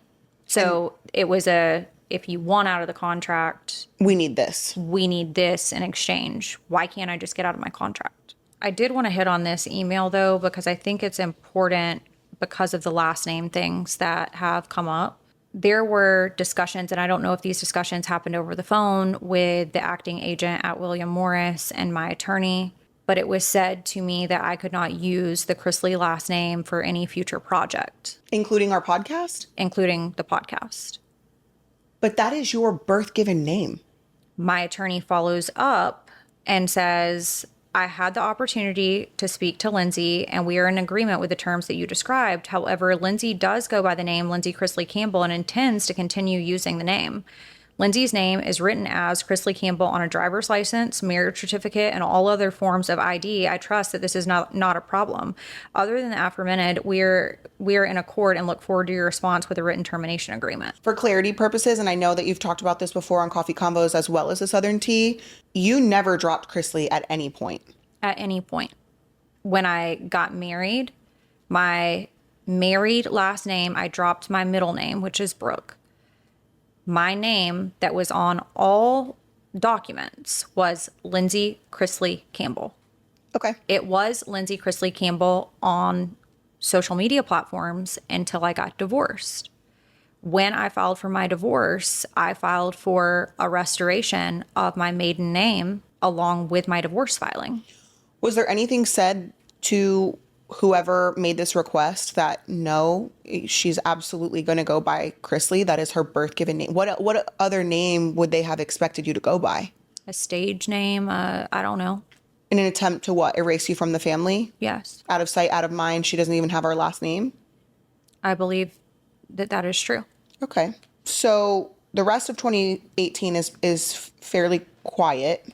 Mm-hmm. And entering 2019, you learn that Chase Chrisley, your brother, has contacted someone that you dated, Robbie Hayes, who is the bachelor that your dad was referring to, for a business opportunity. At what point did Robbie let you know, or how did you find out that he was being summoned for this business opportunity? And when did you learn that it was actually about nude photos of you? I did not learn about this until the indictment had come down. I had had the conversation with my dad. So I learned about this after the fact that TMZ had released the information of the police report that I had filed regarding the alleged sex tape. That's when Robbie reached out to me and I gave him my attorney's information, and I had actually never received these text messages. My attorney received them and turned them over to the U.S. Attorney's Office. So it was never a situation of, at the time that these text exchanges were going on, was I receiving, like in tandem, this stuff. I did not know any of these communications had transpired until after Robbie reached out to me and I directed him to my attorney. Why did he reach out to you? Just to let you know what was going on?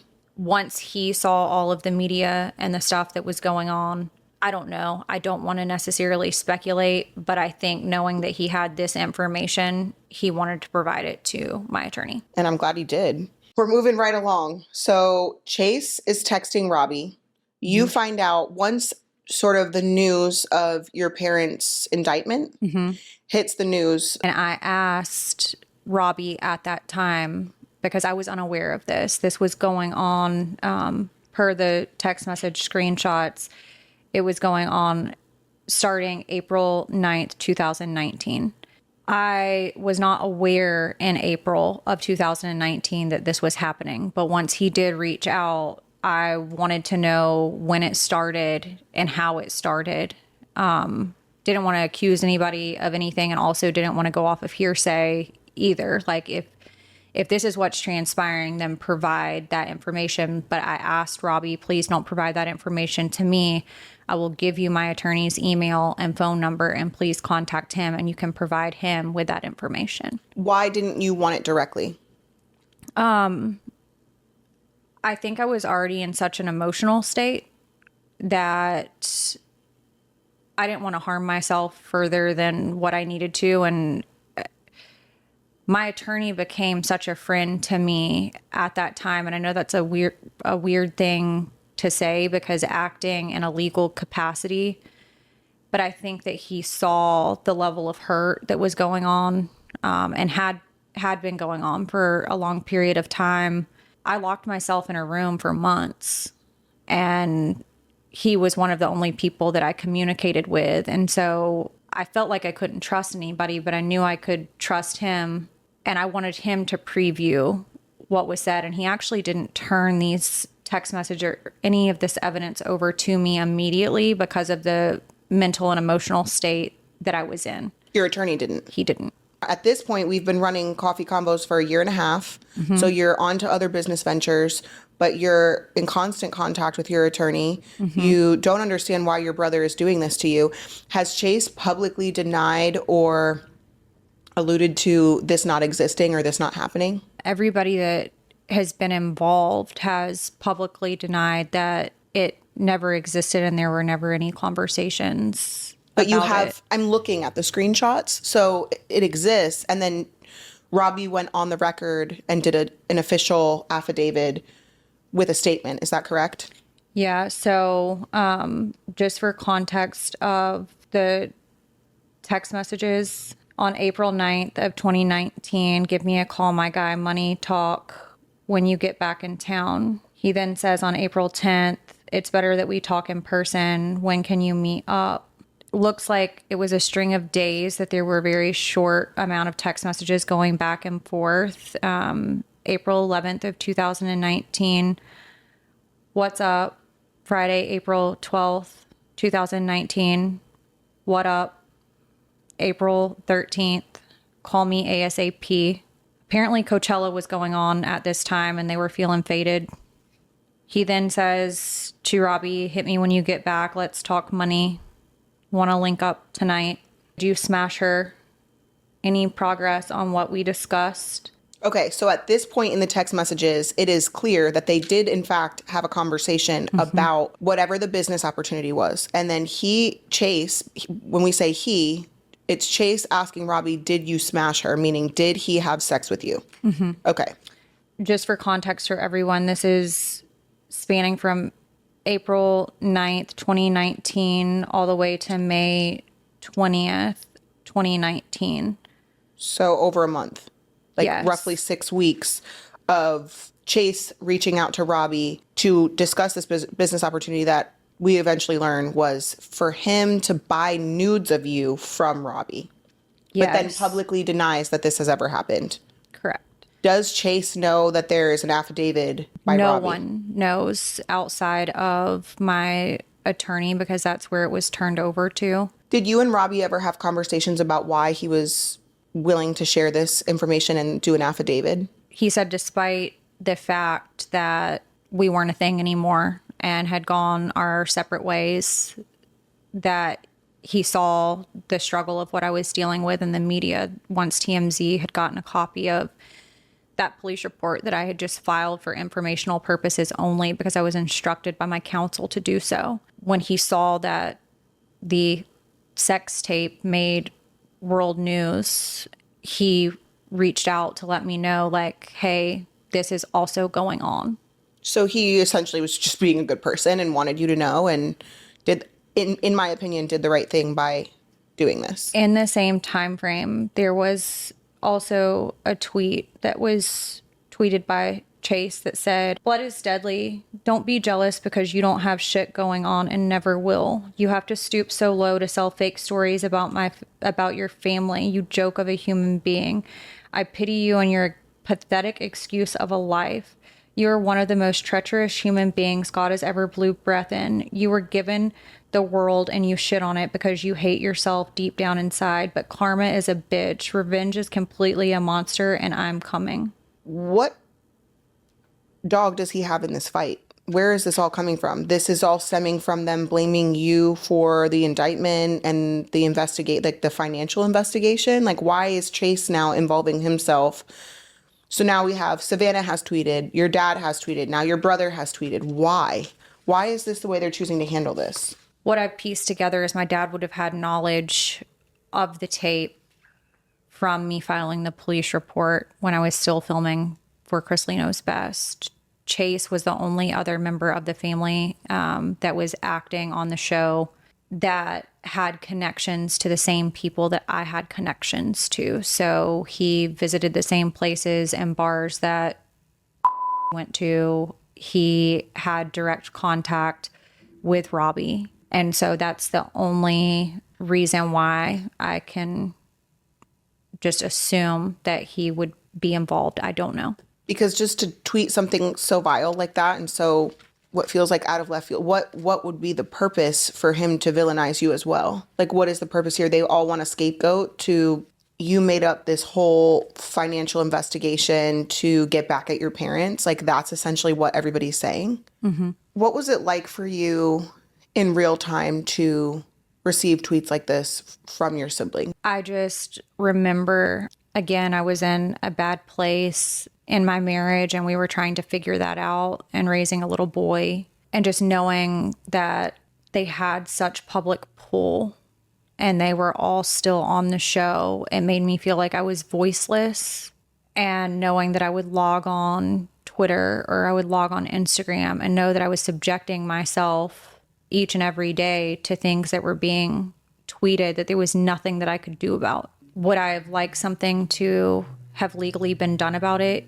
Yes, not necessarily for them to get in trouble. That wasn't the intention, but just to stop. Mm-hmm. I think I just wanted it to stop. Like, I'm not doing any, like, just leave me alone. And it just kept continuing on and on. Robbie had provided the affidavit. It appears on August 21st of 2019. And it reads, this was directly sent to my attorney. Chase Chrisley initially contacted me on April 9th, 2019 about a money-making opportunity. He wanted to speak to me about conversations that, when I texted him asking what's up, warranted a private phone call conversation instead of simply telling me about the opportunity via text. This back and forth went on about a month, as you can see in the text, where we could not find a time to catch each other regarding the opportunity. Then on May 18th, 2019, we were finally able to get in contact to discuss this opportunity. The communication, opportunity, details, and request was via FaceTime. He went on to ask me in this conversation if I had any nude or incriminating photos of his sister, Lindsie Chrisley. He went on to say, in an almost begging type manner, he would pay me $10,000 for the images, but never why he needed them. However, I had a pretty good idea of why he wanted them. If you have to ask for a nude picture of your sister, nothing good. Eventually realizing he needed this so bad, he bumped his payment for the images up to $15,000. I went through the motions and played along as I would help, full well knowing that Lindsie has never sent me photos as such. In my opinion, she wouldn't send these to anyone, so I would just let this fizzle out. Then I got word that he may have purchased the tape that apparently exists between Lindsie and I, and it all made sense. He had been looking for this leverage through private content of his sister and attempting to use me as a possible outlet to obtain this. Shot himself in the foot when he found what he has now, the tape, which I just happen to be involved with. Let me know if you need anything else from me at this time, or if I should be getting a legal team in place in case something gets released. Cheers, Robbie Hayes. I'm assuming that Chase thought that Robbie would never come forward about any of that. Are you nervous about that? No, because those weren't my words. I was just the recipient of the behavior. So for those reasons alone, I can rest easy. At this point, when those text messages and Robbie submits his affidavit, what is the relationship with all your family? Are you having communications with Todd? No. Julie? No. Savannah? No. Chase? No. Grayson? None. None of them. What No. about Nanny Faye? I was not even communicating with Nanny at that time. Okay. So at this point, they're just instigating and trying to get photos of you for whatever reasons they may have. But you have no communications with any of them at this point. No. I believe, and people I'm sure will correct me if I'm wrong, Robbie lived in California in Venice Beach at this time. I believe that Chase and Savannah were filming for Growing Up Chrisley in California with Nanny at that time as well. So by June, early June 2019, your brother Kail, are you in communications with him? No, not really. But nothing happened. It was just by... Yeah, nothing happened. Kail went through a divorce and ended up moving outside of Nashville. He's remarried now. She has children, and, our lives just kind of, he was no longer my UPS driver. We didn't live next to each other anymore. The relationship was already somewhat surface. And so We weren't really in communication. But there wasn't any bad blood that you can think of? No, I mean, it was just life. Yeah. Okay. But by early June 2019, Kail and Nanny Faye come to Atlanta to meet up with you. Yes. What did you think that meeting was for? I personally thought the meeting was for maybe my dad was going to apologize to me for the things that had taken place that also other members of the family had brought themselves into. I mean, at this point, they're adults, so they had choices. I believed that my initial thoughts were that could be the case. However, once I met Nanny and Kail at the Dunkin' Donuts near my house, after the request of me meeting them, I quickly realized that wasn't going to be the case. He wasn't going to apologize. No, I wasn't quite sure what was going to take place. I could have never imagined what actually did take place, but I didn't necessarily know that it was going to be an apology, maybe an explanation of what was going on. It made sense to me. Outside of that, I didn't really have a gauge either way. And at this point in June of 2019, did you know where the investigation was for your parents' financial situation? No. So you're sort of in the dark. Whatever's in the mainstream media is all you know? Yes. Okay. So when you guys meet at the Dunkin' Donuts, your nanny mentions that the family attorney for the Chrisleys had received a pre-indictment letter. Mm-hmm. And Kail asked you if you would talk to your dad. Yes. What was your answer to that? I initially was hesitant because I had not talked to him in years. So I had left the show and moved on with my life. I didn't really know anything that was going on in their personal life. They didn't know anything that was going on in my personal life. And I think sometimes when you go through hard things with people, whether it be like a relationship with a significant other that's now broken or a family relationship that's now broken, it's kind of like, okay, not that I healed from it, but I somewhat had healed in a way to be able to exist. Sure.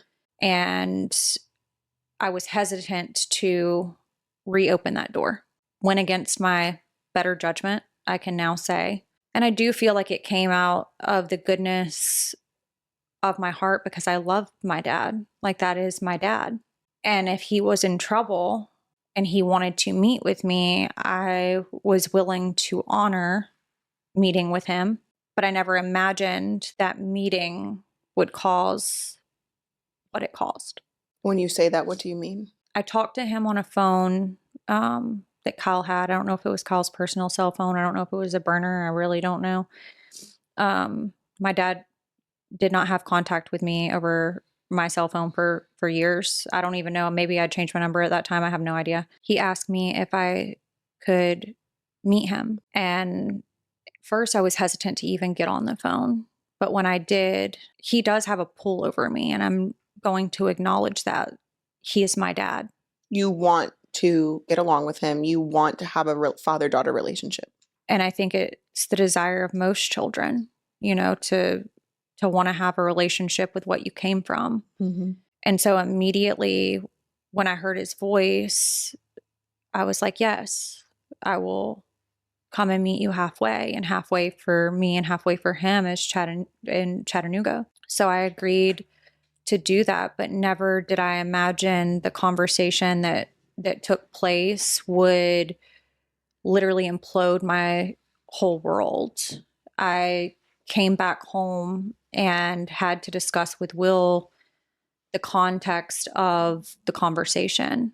And that was not easy because the context of the conversation would have been from a time when Will and I were separated and I had a relationship with someone else, and so to bring that back into your home when you're trying to heal, that's really hard. But I knew that I needed to tell Will that information. And through the conversation with Will, he said, maybe you should contact your attorney. There's no tape, right? And I said, I've never consented to a tape ever. But you don't know if one existed. Right. My attorney advised me to just file the informational report in my county just so that we have a record of it. Because if anything did come out, I didn't want to look like I was chasing my tail, like, oh, well, this happened in June and maybe now it's come out in August, and now I'm just now reporting that that conversation happened. Like, that was my attorney's point. Like, at least just get it on record that this happened. We're not trying to get anybody in trouble. You're talking about record of the conversation with your dad. Yes.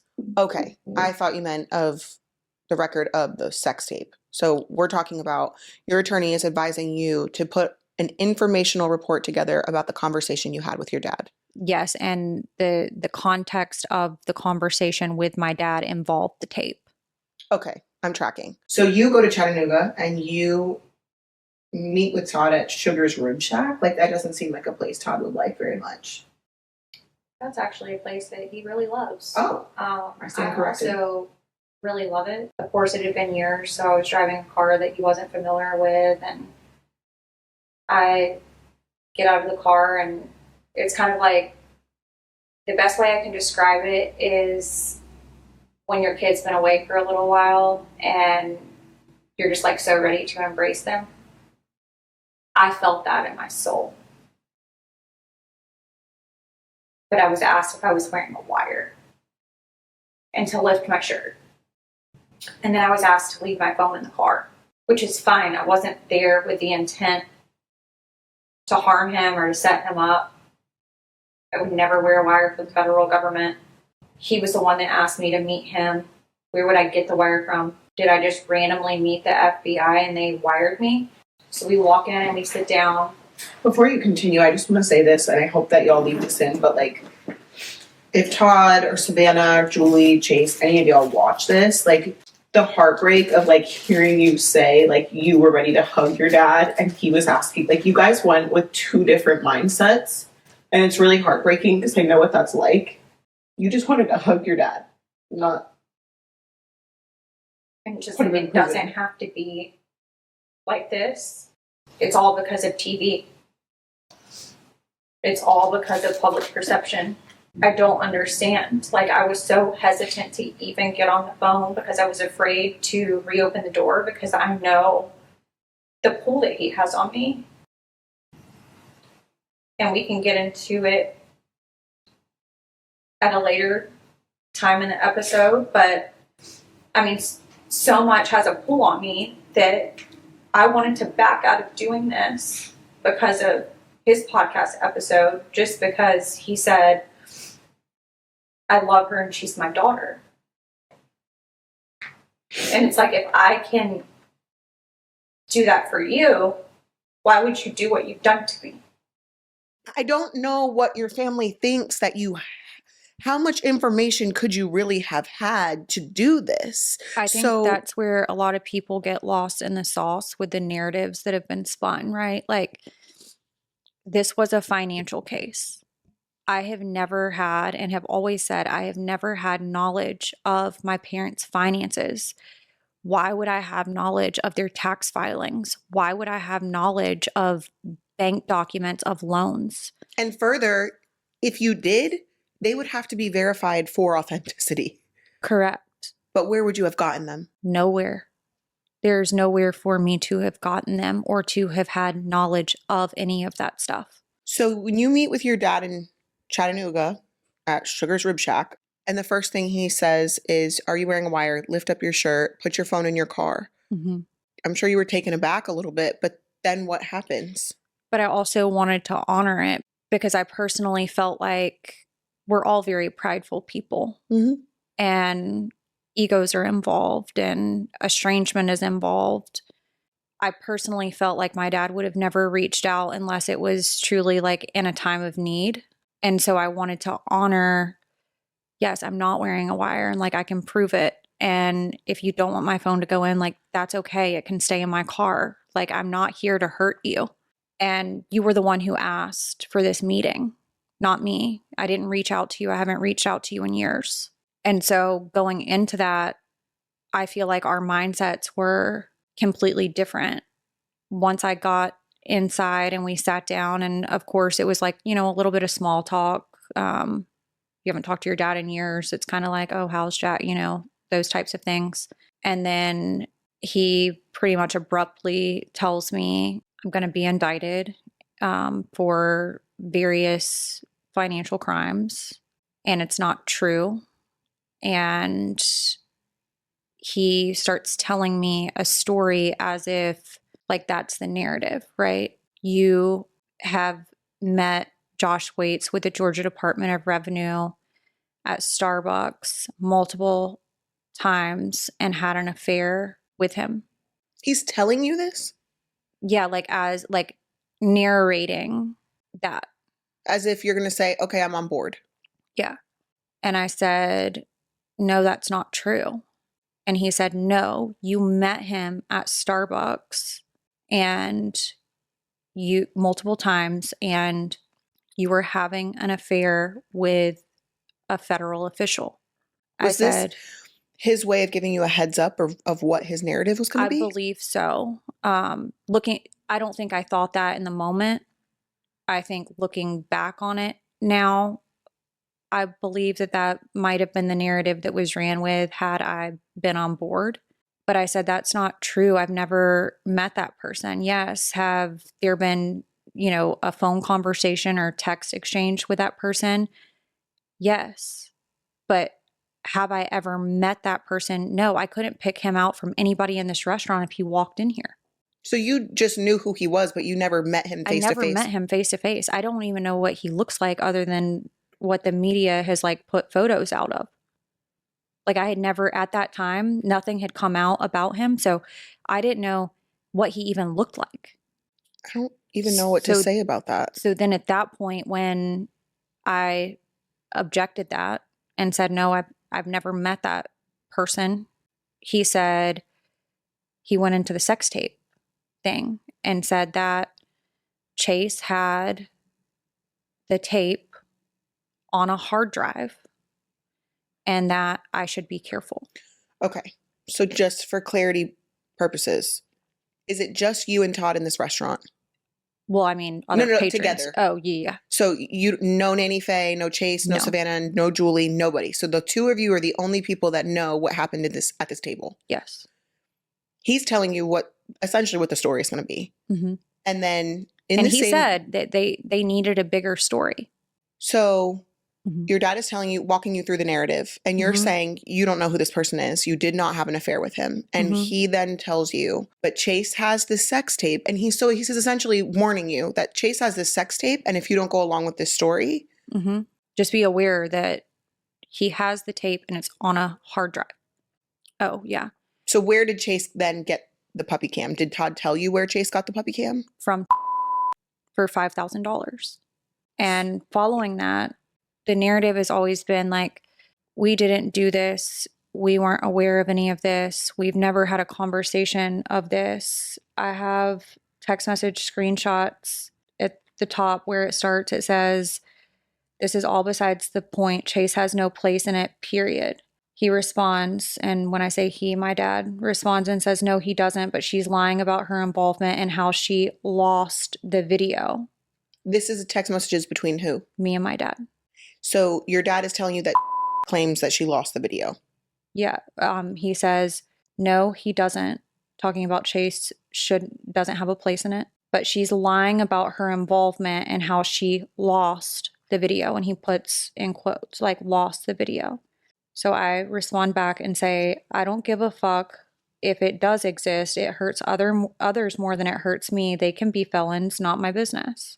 He said, no, it hurts you because I can't imagine that you would work to be proud of that being out here for the world to see. And if your son and husband to see, it should have never been taped. And certainly I nor anyone else should ever heard about it. She is trash and so is Robbie. I said, and so is your son. So stop blaming everyone but Chase. He said, and again, you obviously refuse to read what I wrote above.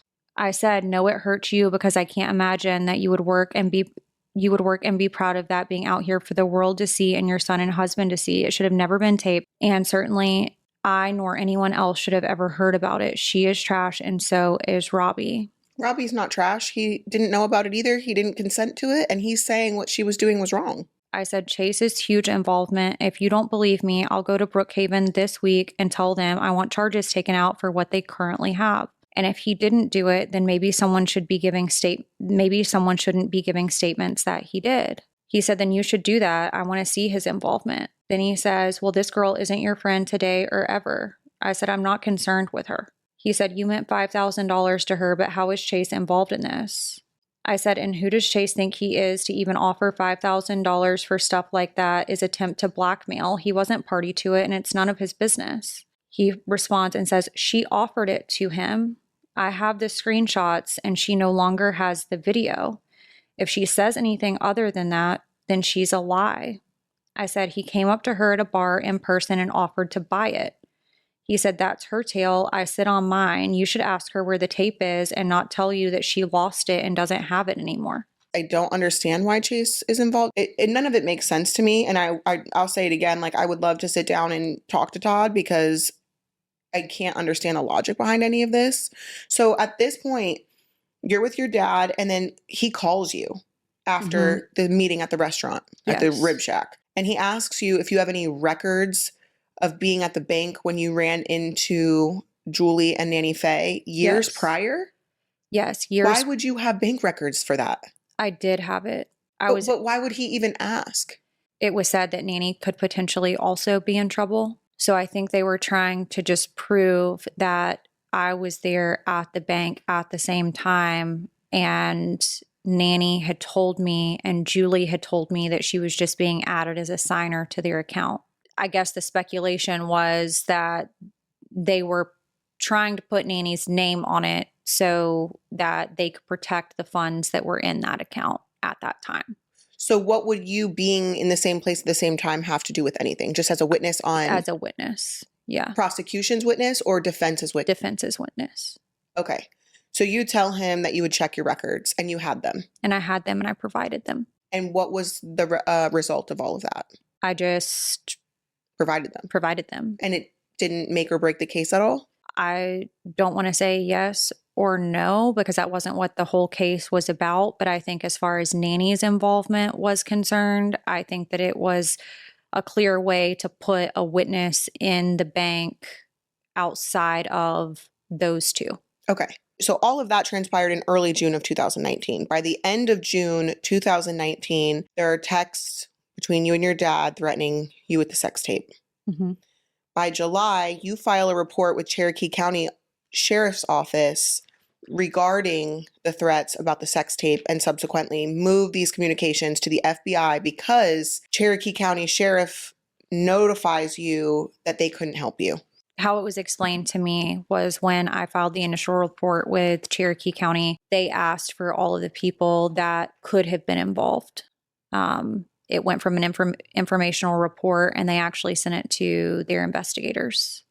Their investigators reached out to me. I went and met with said investigators and they asked for the other parties and contact information. They then started contacting the other parties that were involved. Had originally agreed when the investigators reached out to her to meet the following day to do an interview with them. The next day, when she was supposed to meet them, she had lawyered up and had an attorney contact that investigator saying that she would not do an interview. They had contacted my dad and Chase. I don't know what the conversations were with them. But then shortly after that, I was advised to file with or to contact the number for the FBI. It was the FBI hotline, like whatever the national FBI hotline. So I did that, gave them the information about the police report in my county. I had been warned by law enforcement. The FBI doesn't respond to a lot of things. So like you might call and give this information and they don't always follow up. So it was days after that I get a call back from, well, it's like a no caller ID call. And it was local FBI for the Northern District of Georgia, which was also the same jurisdiction federally that my parents were indicted. So I did not know anything about the FBI. If it's just like they have offices and they talk to you over the phone. I didn't know they had like local branches. I was unaware at that time that those would have been the same FBI agents that would have been investigating for the U.S. Attorney's Office, which ultimately led to the indictment.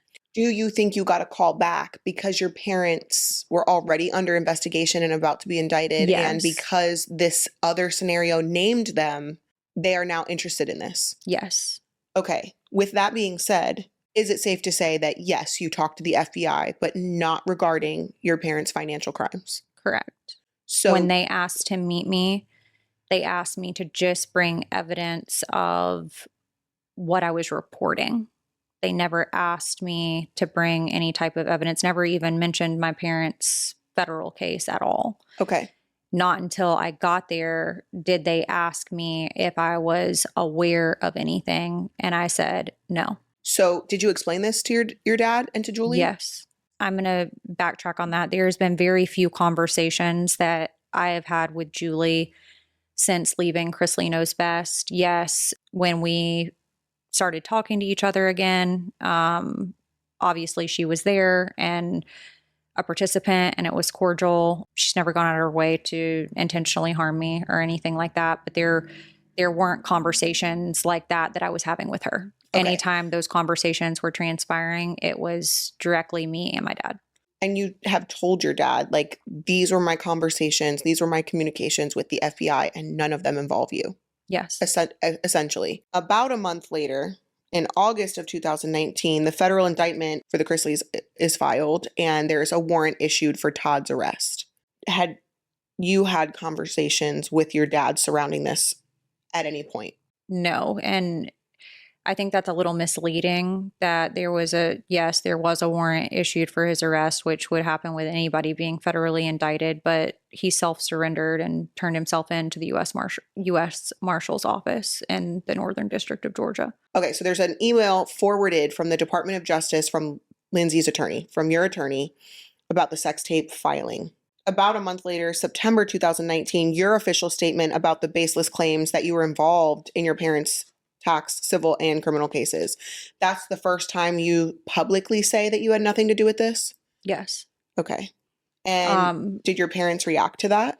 I had spoken on the sex tape stuff prior in the media. I also believe that my Dr. Phil interview was also prior to that as well. Okay. So I had spoke on it there. This was a press release by my counsel saying, once again, Lindsay's so grateful for your support during this very difficult time. Despite the fact that Lindsay has nothing to do with Mr. and Miss Chrisley's civil or criminal tax matters, it seems that they have made her the main focus of their attention in order to distract from their own wrongdoing.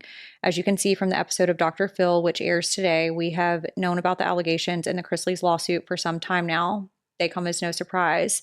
We were aware somehow Lindsie, who is repeatedly denied any knowledge of her father's crimes, would once again be dragged back into this unfortunate situation. We wish that Todd and Julie would focus on their upcoming federal criminal trial rather than using their daughter to deflect attention away from their sad situation. Hopefully today's Dr. Phil episode and the statement will help shed light on what Lindsie has been enduring over the last few years. Lindsie's strength comes from the love and support of her husband Will, son Jackson, Christian faith, and all her beloved fans and friends. We wish to remain distant from the situation and Lindsie's parents find themselves in. If Mr. Chrisley has truly forgiven his daughter and truly loves her as he says, we hope that he will no longer involve her in his litigation, no longer attempt to actually procure new photos and videos of her, and no longer threaten her with the humiliation and cyberbullying. That's heavy. And your siblings are just on board to ride whatever Todd says at this point. My dad's always said there's power in numbers. And even from the first estrangement dating back to 2009, when I was estranged from him, I was told not to contact any family members, like meaning any family members in his home, which would have been the 3 children and also Julie. And so this has been a long pattern of events of, if I'm not in communication with you, you can't be in communication with anyone else. And if this is what I think, I'm going to make sure that they all think this too. It's definitely easier to manipulate what people say and think when you're living in the same house. And, well, Lindsay's over there and she doesn't have contact with any of us. This is why. And then you tell them one thing, they don't know to believe anything else. And at the time, 2009 through 2012, you were probably 20 years old. So, and what's the age gap between you and Chase and Savannah? Almost 10 7 years? and 8 years. Okay, so 7, 8, I mean, they were young. And 17 years between me and Grayson. So for as long as they can remember, you've been the problem. Mm-hmm. Based on what they were told or the little bits and pieces that they saw, you were the problem and they believed their dad. Mm-hmm. Julie raised you as one of her own children. Mm-hmm. What has it been like? What was it like for you before? What is it like for you now? Knowing that Julie never really involved herself in any of this, but she has silently stood by and she has, with her silence, co-signed all of these behaviors. How does that feel? It was really, really hard for me in college because she also legally adopted me. And that was a decision that I made for myself at 19. And I felt like that was the right thing to do because when you're in a blended family situation and she's there every day, even though I was 19, it felt like, oh, well, this piece of paper will make me feel like more a part. Like I will be more a part of this. And it feels like closure and it feels like I'm one of them. Even though you were the first Chrisley child. Yes. The estrangement through college was truly the hardest because I know that if the shoe was on the other foot and this was involving Savannah, I don't think she would have idly sat by. And two things can't be true. You can't say, I love these kids like the ones that I birthed, but then you're not talking to me because he's not talking to me. I just know as a parent, if Jackson had done something and Will, for whatever reason, said, I'm not talking to him, so you don't talk to him. First of all, don't tell me what to do. That's my son and that's my decision. And so I think that that's what hurt the most is just the lack of advocating as a mother because I don't believe that she would have done it to the daughter that she birthed. What was your relationship like with your biological mom during all this time? It's always been strained because I think a lot of times, and other people can maybe relate to this, the mindset of out of sight, out of mind. She lived across the country from us. And so I was being raised in a house where my dad was there and present every day, and Julie was there and present every day. And I didn't really reconnect with her until after Julie had legally adopted me. And I went through an identity crisis at that time because I felt like, my biological mom's been wiped away from my birth certificate. I made that decision and now I'm going through this estrangement and my dad's not talking to me. So vicariously through that, Julie's not talking to me. I still had my biological mom, although the relationship was strained and not a normal mother-daughter relationship. It made me feel like that I was questioning myself. Like, did I make the right decision? Because why is Julie not fighting for me? Like, you adopted me and we went through all of that and my wishes were honored. But now when the rubber hits the road and my dad and I are in another knockdown drag out, now I'm just ostracized. The love is conditional and the condition is based off of his allowance.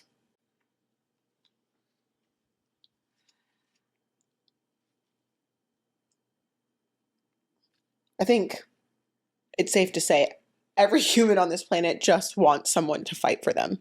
That's all we want. I think that is such a fair statement. I also think it's very fair to say that kids who come from broken homes, and I say that lightly because I never have a memory of my parents being together. My biological parents. And so my experience with that is far less traumatizing than those that do have those memories of those parents, right? But both of my parents moved on so fast after the marriage that it was almost like it was collateral damage. I felt like collateral damage during that time because he's moving on and Julie's pregnant and they're having kids and my mom's moved on before my dad even moved on. And now she's got all these stepkids and we're just kind of in the middle, and I always just wanted to feel a part somewhere. You didn't feel like you were fully a part of this family over here with your dad and Julie, and you didn't feel like you really belonged over here with your mom and your stepdad. And eventually your mom goes on to have more kids. So you didn't really feel fully a part of either. And I will say it, and it's not the nicest thing to say, but I've said it to both my biological parents. You moved on and you had redemption children. Like, if we can't have the nuclear family over here, we'll turn around and go over here and do it. And anyone that's we'll not, get this one right. And whoever's not a part of this nuclear family right here will be essentially ostracized, whether it was intentional or unintentional or conscious or subconscious. yes, I will say, in defense of Julie, I think she did what she's been allowed to do. Even in my raising, she was never allowed to discipline me. And I felt like that was an odd thing because she was the one that was there every day. You know, she was doing school drop off. She was doing school pickup. She was taken to doctor's appointments. You know, she was mom. And if he was at work or whatever, if I got in trouble at school, I had to wait until my dad got home. So she could do everything involving your parenting except for discipline you? Yeah. Would you have been receptive to her punishing you or Yes, disciplining you? Of course. And I just wanted to feel, it almost made me feel like, okay, she's good to do all of these other things, but she's not capable of doing this. And it wasn't because she wasn't capable. And I just wanted to feel like her kid. Whole. You wanted to Yeah. feel like you were wholly Like a part she's just of... mom and I fucked up and she's doing something about it. No, I had to wait until my dad got home. And that set you apart from your siblings because either She one of disciplined them them. could discipline them. Yeah. And where was Kail in all of that? Boarding school. Okay, so over a year after you finally address your parents' indictment, you contact Nashville PD because you're being followed. What was going on at this time? I was contacted by a friend of my brother's that lived in Nashville that had let me know that Chase had said that he and my dad were having me followed. Why? I don't know. Maybe the same reasons that they would want the other incriminating evidence of me. I don't know. So you have no idea? No. What does Nashville PD do about you being followed? They take your report? Yeah, they took my report. And then nothing is done. The following month, December of 2020, there's an email from Lindsie to the FBI, from you to the FBI. And this email is a follow-up to a phone call earlier in the week. In December of 2020, you were expressing fear to the FBI because you were made aware that someone somewhere was going to expose and exploit you on a podcast episode and that this individual has acknowledged instilling fear. So this person knows that they are constantly putting you in fear. So who was it? The context of that was because the FBI was already aware of the information all prior to this regarding the tape and those communications that had all already been turned over to them. And it was told to me and to my attorney per the U.S. Attorney's Office and the FBI that all the other parties had been made aware of a potential investigation that was going to go on regarding this tape and that there was to be no communication. They had added me to a witness list at that time as a formal protection.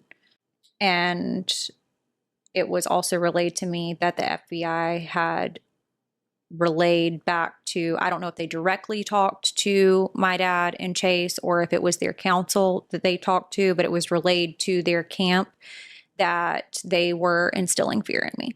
Okay, and this is all not even relating to your parents' federal charges or crimes or Nope. anything. This is beyond that, unrelated to... When I found out about the initial situation, that's when I filed that initial report. Then fast forward to 2019, had the meeting in Chattanooga. We were trying to determine if I would file a report in Chattanooga based on what was said in Chattanooga because the restaurant was in Chattanooga, or if I would file locally. My attorney just advised me to file in my county that has jurisdiction over me, and then they would let us know if it was proper venue or if it was improper venue.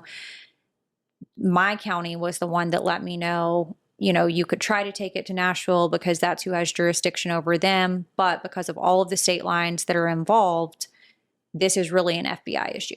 Have you ever said this to Savannah? Does she No. know all of the ins and outs here? Because it just feels like, okay, Lindsie talked to the FBI, but that could mean anything. Did you doing the email follow-up with the FBI about being exposed and exploited on a podcast, did that go anywhere? Whatever happened with that? Yes. They had actually followed up with me via telephone call.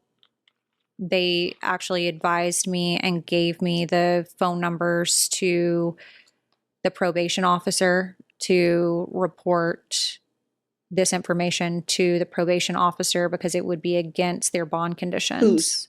My dad and Julie's. Oh, They were because out on bond. Okay, so Todd and Julie are out on bond, and someone was going to expose and exploit you on a podcast, meaning Todd? Yes. Okay, so did you end up reporting this to his probation officer? I did. You did? And what happened? I have no idea. Okay. I don't know that they ever have to follow back up with you. I just reported it, and I'm assuming they maybe spoke to him about it. I don't know. Lindsie is a record keeper. She's a receipts holder. So in me knowing you, I know that about you. And I feel like that is something that I also would want to have on the record somewhere to corroborate my story at a later time. Did you tell Todd that you did that at any point? No. I mean, was it used? Was that record later on? That's a great point that you bring up, because the only way that anyone would have gotten a copy of that report to give to the press would be the people that would have knowledge of that report. That is not just out there public record. The investigators in my county contacted 3 people: Chase, my dad. They were given case numbers, and I had the case number. I was called by TMZ once this indictment came down to let me know that they had a copy of this report from my county. I did not turn it in. So out of the 3 people, those other 3 people were the only 3 people, possibly an attorney for one of those 3 people, were the only people that would have had the case number to even be able to look up the report. That you even made a report? Correct. So did your dad then find out that there was a report made?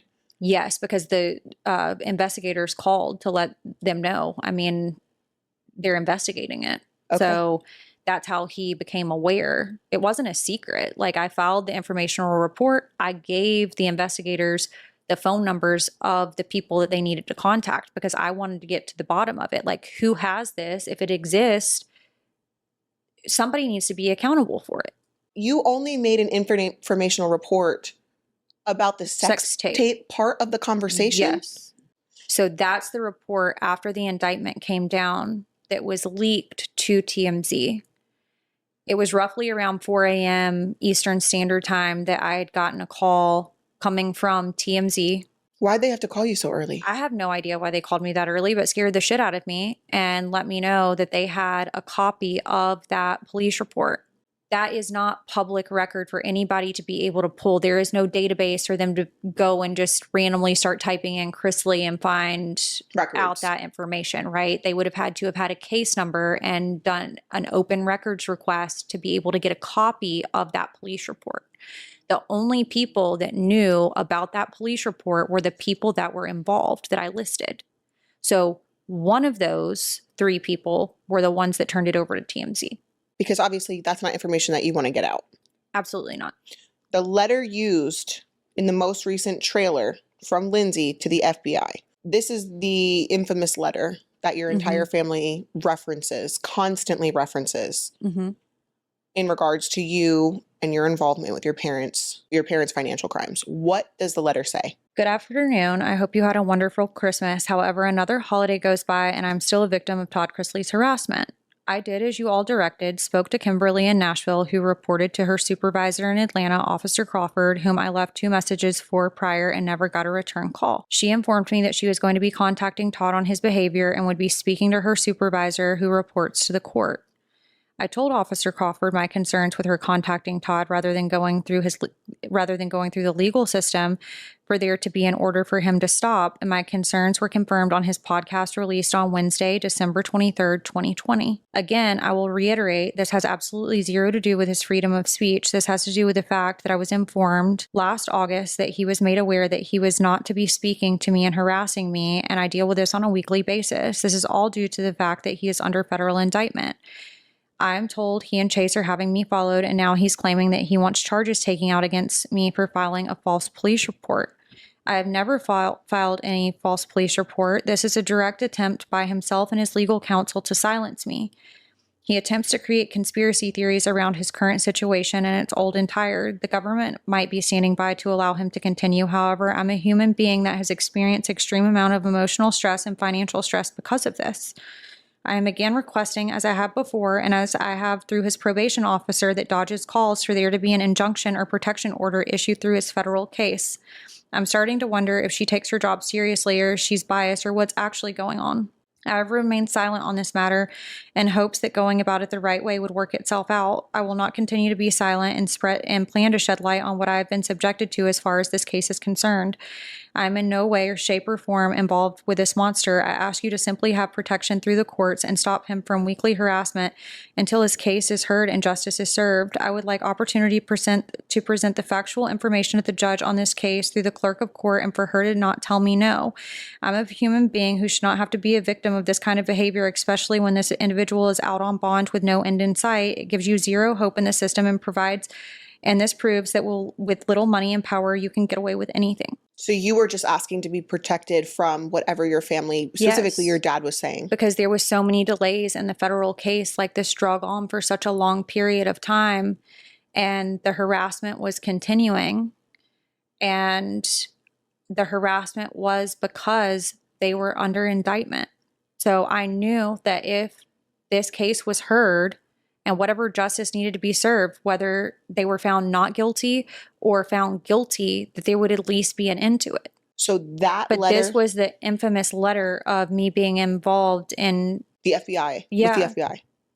You were just asking for protection. Yes. From harassment, and also because you wanted to get to the bottom of the sex tape scandal. Yes. That letter was on the screen of the Lifetime show Back to Reality. It was 8 episodes, and I was mentioned in all of episode 3 to my knowledge, and then again in, I guess, their season finale. And I just don't understand why do it, because I was truly willing, regardless of all of these things that have transpired, right? I was happy when my parents got out of prison. Like, I found out through your book club that my parents were pardoned. I was happy. We don't have to talk about each other, right? Like, we don't have to, I'm not bothering you. You're regurgitating things for a narrative that's trying to be spun that's just factually untrue. And to do an entire episode on me,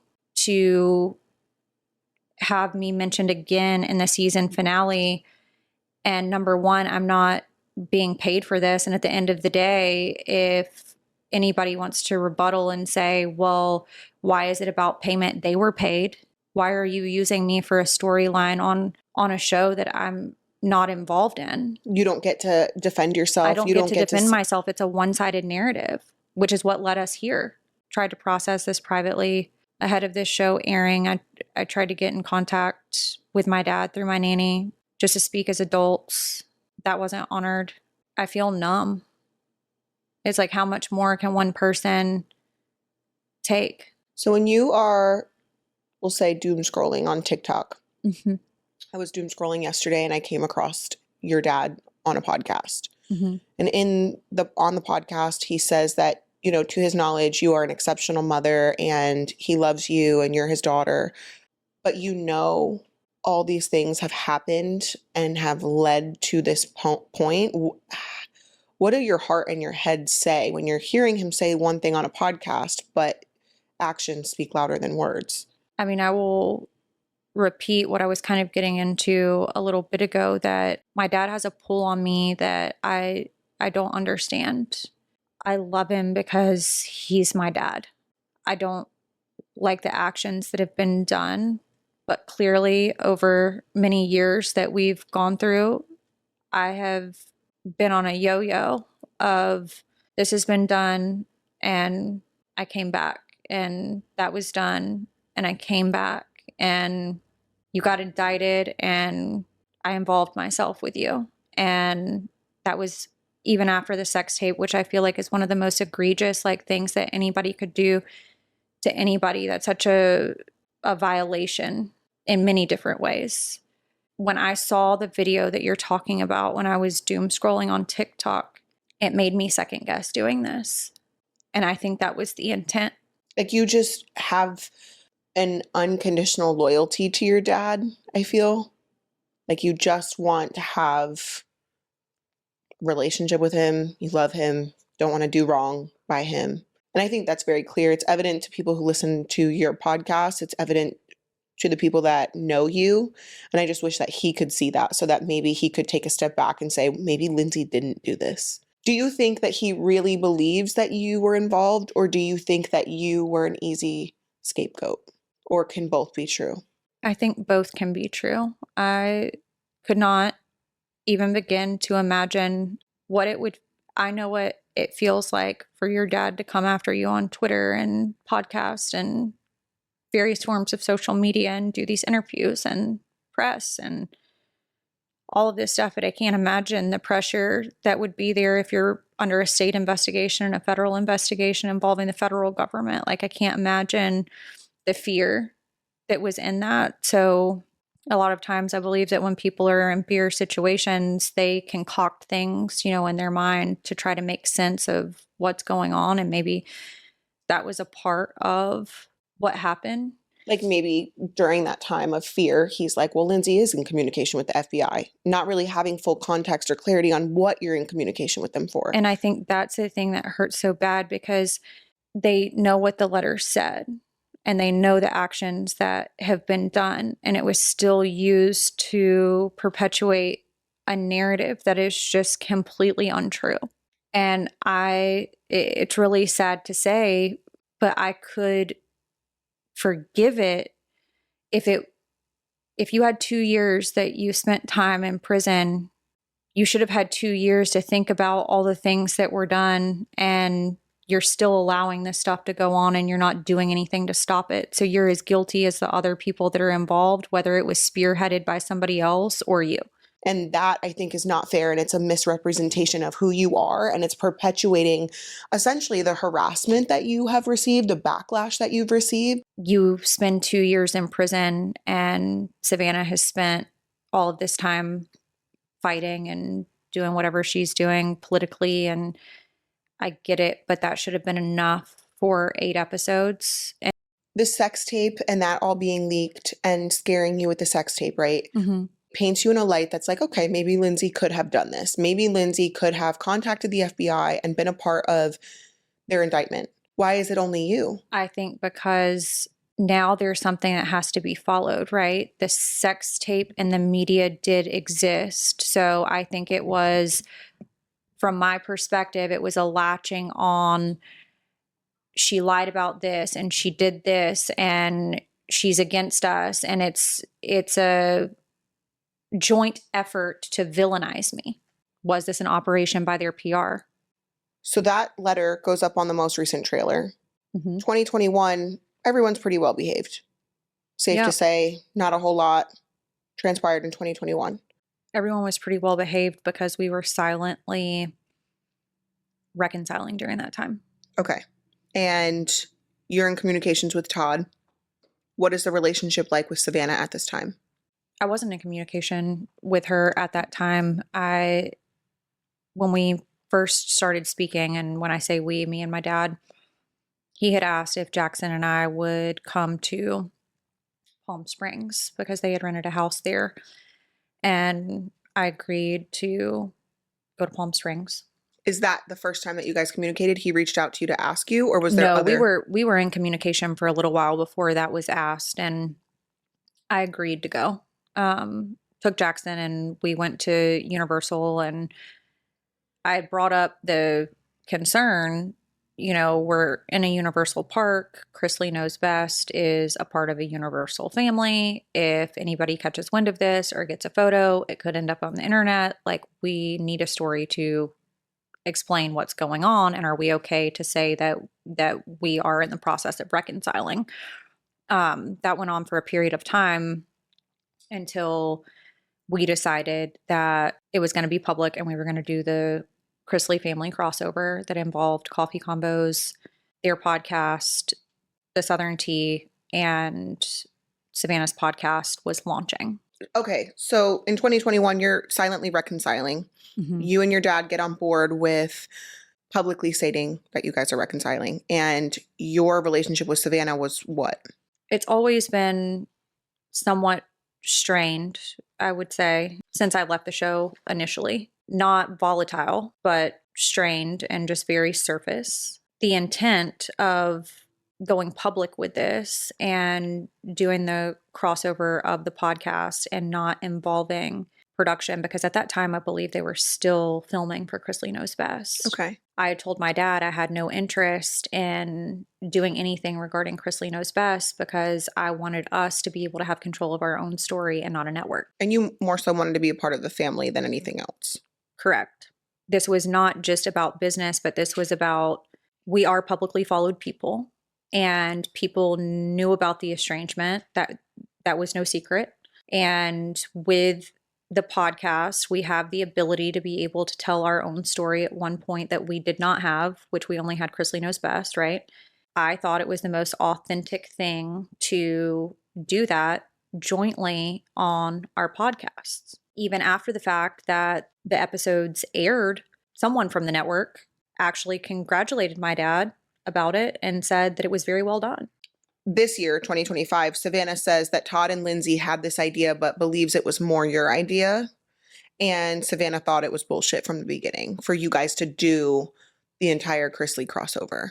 I don't want to come off as harsh, but the hurt is very deep. And I think sometimes with her being mouthpiece for Chrisley Camp for years now at this point, to make a statement like that she believed that it was more my idea. She was never involved in any conversation regarding the Chrisley crossover initially. My dad said that she wanted to start a podcast and had plans to start a podcast. It was by courtesy that we involved her somewhat last minute to be able to use that project to launch her business. Okay. So I find that very disheartening that you would use the project that you weren't initially thought of to be involved in, which I graciously allowed you to be involved in, to give you a part to be involved in, to launch your podcast and to tap into other audiences that were already established and communities were already created. And you had the ability that you and I weren't given that luxury. No, we had to start from scratch. And you were graciously allowed to be involved in it. And if you truly felt that it was bullshit from the beginning, then why did you participate in the way that you participated and say some of the things that you said during that crossover? Because I have never said that. I was genuine about it. So essentially, Savannah was talking about, she was in support of a reconciliation. Correct. And then now when being asked about the crossover and what you're referencing, I'm assuming from 2025 is a reference from the Lifetime Back to Reality. Yes. And I still maintain the same thing that I've always said. I did that with the intent of clearing up public air, whether I had to take heat or they had to take some heat or whatever it was. Like, this was where we were at that time. To be honest and to be able to be authentic, like, everybody has family problems. I just feel like if you're out here now saying in 2025 that it was bullshit from the beginning, you were grown then when you did it and you launched a business off of that project. If you felt like it was bullshit, then you inauthentically participated. It does not make it to be inauthentic to me. Maybe to her. But then also, if that is the case and she was a willing participant of the crossover and then went on to say that she was in support of a reconciliation, now I would imagine that people are going to question everything that she has said, because what is bullshit then and what is genuine? Mm-hmm. Like, why are we participating in things that we don't believe in? And we could have very well done that project without her participation. We did not need her participation for that. She got a silver spoon handed to her in the podcast space to do that. So the way that the crossover worked, for anyone listening who's new, or maybe you're a listener of one of the podcasts, but not all of them, Lindsie had come to me, expressed to me what the plan was. I wasn't necessarily a part of it, but to my knowledge, it was a reconciliation between Lindsie, her parents, and then Savannah ultimately was a part of it. And so the way that it worked was Savannah would get to launch her podcasts already tapped in to other people's podcasts listeners. So for those of you guys who don't understand the podcast industry, the best way to grow a podcast is to do crossovers with other podcasts. And when you're brand new and you have Lindsie and I already established for 3-4 years at this point, we have an audience after 4 years, and your parents already had their podcast, so they had an audience. Your sister was able to tap into audiences that she otherwise would not have gotten right away. I find it to be very interesting too that it said that, essentially it was a bad idea or it was bullshit, however it was said. If that's the case, then why did everybody else's show get growth but ours? Because we were the audience. It wasn't beneficial to us. It wasn't beneficial to us, but numbers don't lie, people do. You were the last one to air through the crossover, so anyone who was following this crossover had to go through 3 different audiences. It was Coffee Combos, Chrisley Confessions, the Southern Tea, and then finally Savannah. So if you were following the entire thing, you had to tap into Savannah's finally. And so by that, she was able to get listens and audience growth right away. But Coffee Combos didn't do anything for Coffee Combos. There was very little benefit across the board for what participated from our camp collectively. I also find it very disheartening that platforms have been used that not only were audiences of ours, that you and I have worked hard to create these communities, right?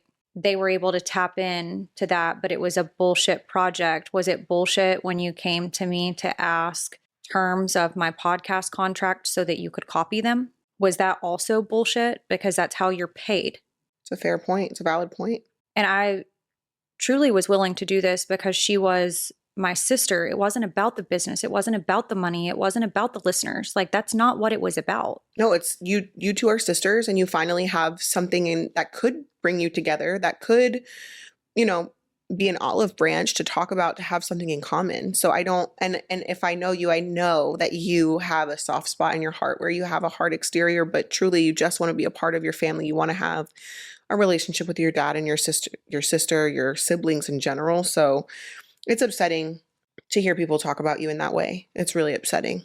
All of that happens by the end of 2022. Before your parents go to prison, you're in communications with Todd to get together for Christmas. On 9/9/2025 of this year, A Tale of Two Sisters, episode 3 of the Chrisleys Back to Reality airs. In this episode, at minute 53, Todd calls in from prison about the letter that you wrote to the FBI regarding basically getting, please make him be quiet, but nothing else. Correct. You read the letter just a few minutes ago, and you talk about it, says that the bridge had been burned and there was no way back. I'm assuming that meant the relationship between the two of you.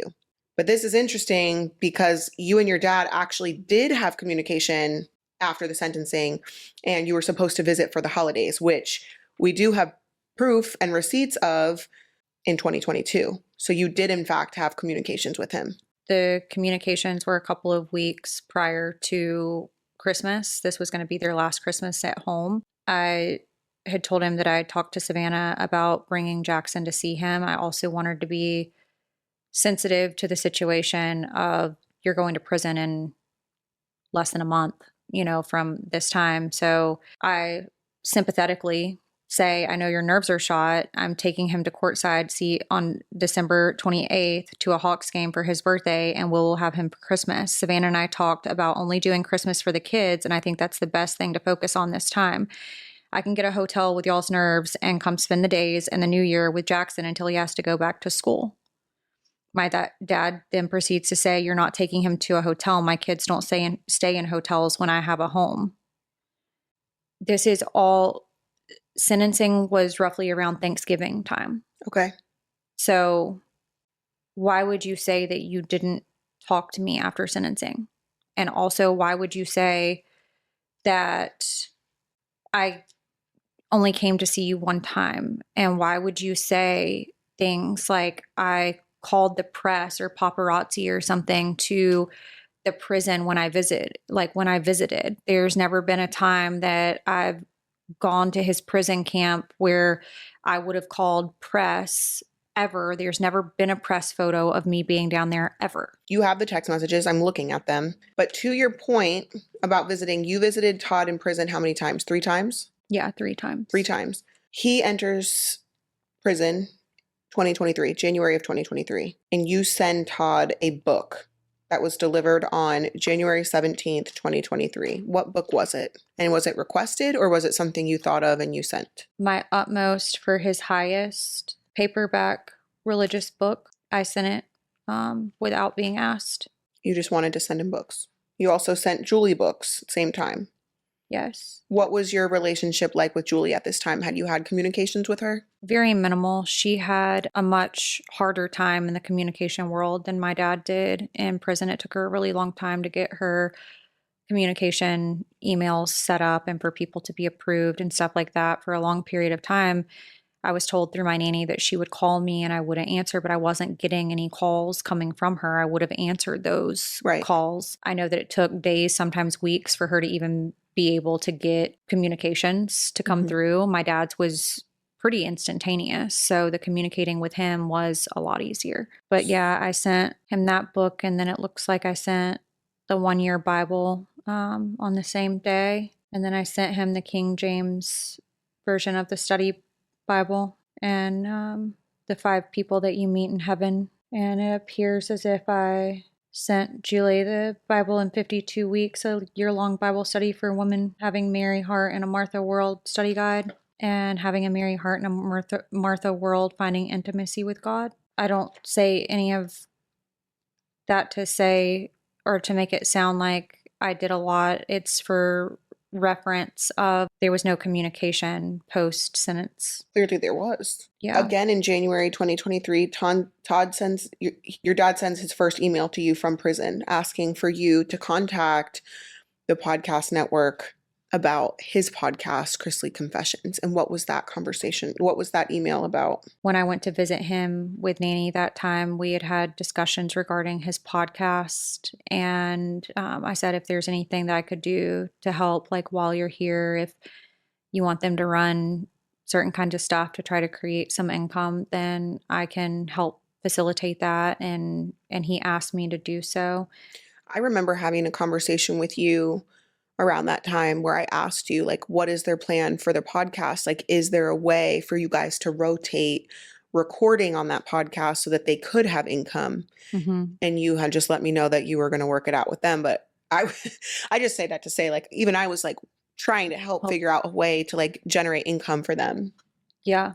And so I was asked to go to the podcast network, and I did. Then Savannah slapped the podcast network with a power of attorney, I believe, and shut those conversations down. And that was it. So between January and April of 2023, Todd sent over 50 messages back and forth with you via Core Links. Core Links, which is software for inmates to contact people. Yes. What were those messages about?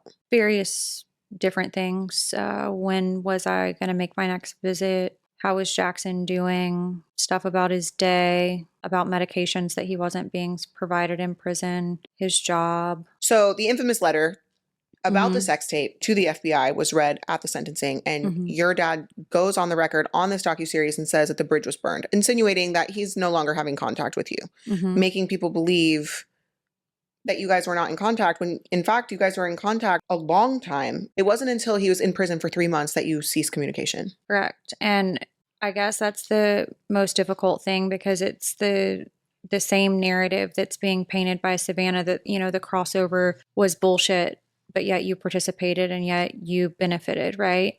My dad doing that same song and dance. If you didn't want to have anything to do with me, like I can respect that, right? Like I can say, okay, as a grown adult, you have the right to say, I don't want a relationship with you. And that's for me to deal with at that point, like my own emotions, my own stuff as a grown woman. That wasn't what was going on. And so were all of these communications in vain and a lie? Like, I don't know. Because I was honestly, just like I honestly participated in the crossover, I was honestly communicating with him in a state of desiring to have a relationship for whatever type of relationship we could have. There was a disagreement March of 2023 between you and your dad via the same core links about a family issue. Todd emails, and this is regarding Nanny is supposed to come on the Southern Tea podcast. Mm-hmm. Savannah does not want Nanny Faye to come on the Southern Tea podcast. Why? She needs The same childcare? reason that's what is being alleged in this response. But I'm going to call her bluff on that as well because Savannah has publicly said that no one helped her. Mm-hmm. But it sounds to me as though Nanny Faye was helping her. Significantly helping. With Chloe in particular. Yes. Again, this wasn't about just business. Like when Nanny liked to be on the podcast, she enjoyed doing it. It gave her extra spending money to be able to do it. And she and I really had a great time doing it. Right. She would come and visit, stay a couple of days. We would record, you know, for the podcast. And then she would go and visit my dad's brother. And sometimes she would just go back to Nashville. This email to me, I'm going to call the bluff on this email because that was just an excuse because they did not want Nanny associated with me because it does not fit the narrative of what they have tried to spin all along. So you tell your dad. Mm-hmm. What do you email your dad? So he messages me on March 13th at 2:09. But if you see from the email, it'll say he dates it March 12th because it takes that long for them to filter through. Because they have to read them. Yeah. So he says, "Hey, Beauty, I hope you're well. I wanted to email you so that you could tell Mama you're holding off on having her on your podcast this week due to her second doctor's appointment. She is very tired after the second visit and is for 2 days later, and I don't want her falling asleep while driving that far. Maybe you could do it via Zoom or phone, and that way she doesn't have to leave her house. I have so much to share with you when you come back. When are you coming? Tell my baby and my favorite grandson how much I love him. I tried to call you this morning, but it picked up on your end, but never hit 5 to accept the call. So I don't know if it went to voicemail or what. Always and forever, Dad." So that was the email that I received. My email in response was, "Good morning. This is quite disturbing email. As had this been communicated to me properly, there wouldn't have been an issue. This date was given some time ago and the network financial is involved as well as my financial spend on this. It's interesting because Savannah knew about this and the only issue was childcare for Chloe, which I offered to have her here to spend the weekend with her. So little of an issue. Savannah was going to put them on a plane and send them from Atlanta to Pensacola. This is being relayed to me from you within less than 5 business days to pivot. That's unprofessional. I will conduct the interview via Zoom and remove myself from any further engagements regarding any of this and any future projects. Thank you for relaying the message. Regards, Lindsie." So you're upset because... Number one, it's just disrespectful. There was communications that were had with Savannah. If the truth was what was in his email, I can be understanding of a treatment and needing rest and all of that. But how does that align with Savannah then putting Nanny and Chloe on a plane from Atlanta to fly them into Pensacola if she needed rest? So if she's too tired to come on a podcast with you and to drive to Atlanta with you, she should also be too tired to take care of a child and get on a plane and fly to another state. Yes, that was my whole point. And this was discussed with Savannah about this project wasn't a secret. It wasn't trying to go behind anybody's back to do it, anything like that. I had offered to have Chloe with us because Savannah needed childcare. But Savannah has also said that she never had help. And that is just untrue from what I know and have been told from others. She had a significant amount of help with Chloe from Nanny, and I don't want to take anything away from her because I do genuinely feel for her as a human being. Your life abruptly changes, right? You go from being a single girl who's just living her life in Nashville, and now your parents are incarcerated and you've taken over residence that you probably don't want to take over, and you have she's raising a child the same age as my child and also taking care of Grayson and making sure that he has everything that he needs and getting ready to enter college. Like, I fully understand and know the burden that was placed on her at that time. That was my parents' decision for her to do those things. But with that being said, I think that it is also very fair to say, to give credit where credit is due. And you did get help. You didn't go on Special Forces and the Masked Singer and fly to DC and have all of these meetings and do all of this stuff without any help. Where was Chloe? Where was she? With Nanny. That was March of 2023. So you ceased communication. Was that the last time that you talked to Todd? I believe so. To this day? Yes, to this day. Per the core links tracking from my email, that was the last communication. March of 2023 was the last official communication with your dad. Yes. 3/30/2023, a woman named Emily Liebert was trying to get you to film something. Is that correct? What was it that she was trying to get you to film? They were trying to pitch a show of all of the kids. So that's where this, I guess, text message exchange, where she's communicating again with the same agent at William Morris that represented them through Chrisley Knows Best, reached out to the proper channel. And I think this is important because my dad had said prior to going into prison that he wanted us all to collectively work together. So when I was approached about this idea from her and a production company, I took it to my dad, I took it to Chase, I took it to Savannah, I took it to Nanny. And I was told to reach out, to have the production company reach out to Lee White at William Morris. The last communication you had with your dad, though, was somewhere around March 13th, 2023. Correct. But then this takes place. I had not directly communicated with him. I was communicating at that point everything through Savannah. Okay, so you let Savannah know, who then in turn lets your dad know. Yes. Okay, so potentially going to film with all the kids. And this obviously all takes place after Todd says that the bridge was burned. What is Savannah and Chase's reaction to filming a project with you guys, or with you? To me, it was leading me collectively to believe that this would be a potential of something that we could all do together. And that was honoring wishes of what my dad had said to me, that he wanted us all working together until he got out of prison. Is this what eventually turned into Chrisley's Back to Reality? No. So in this communication, Emily had forwarded me, I'm assuming either it came through email or maybe they were texting.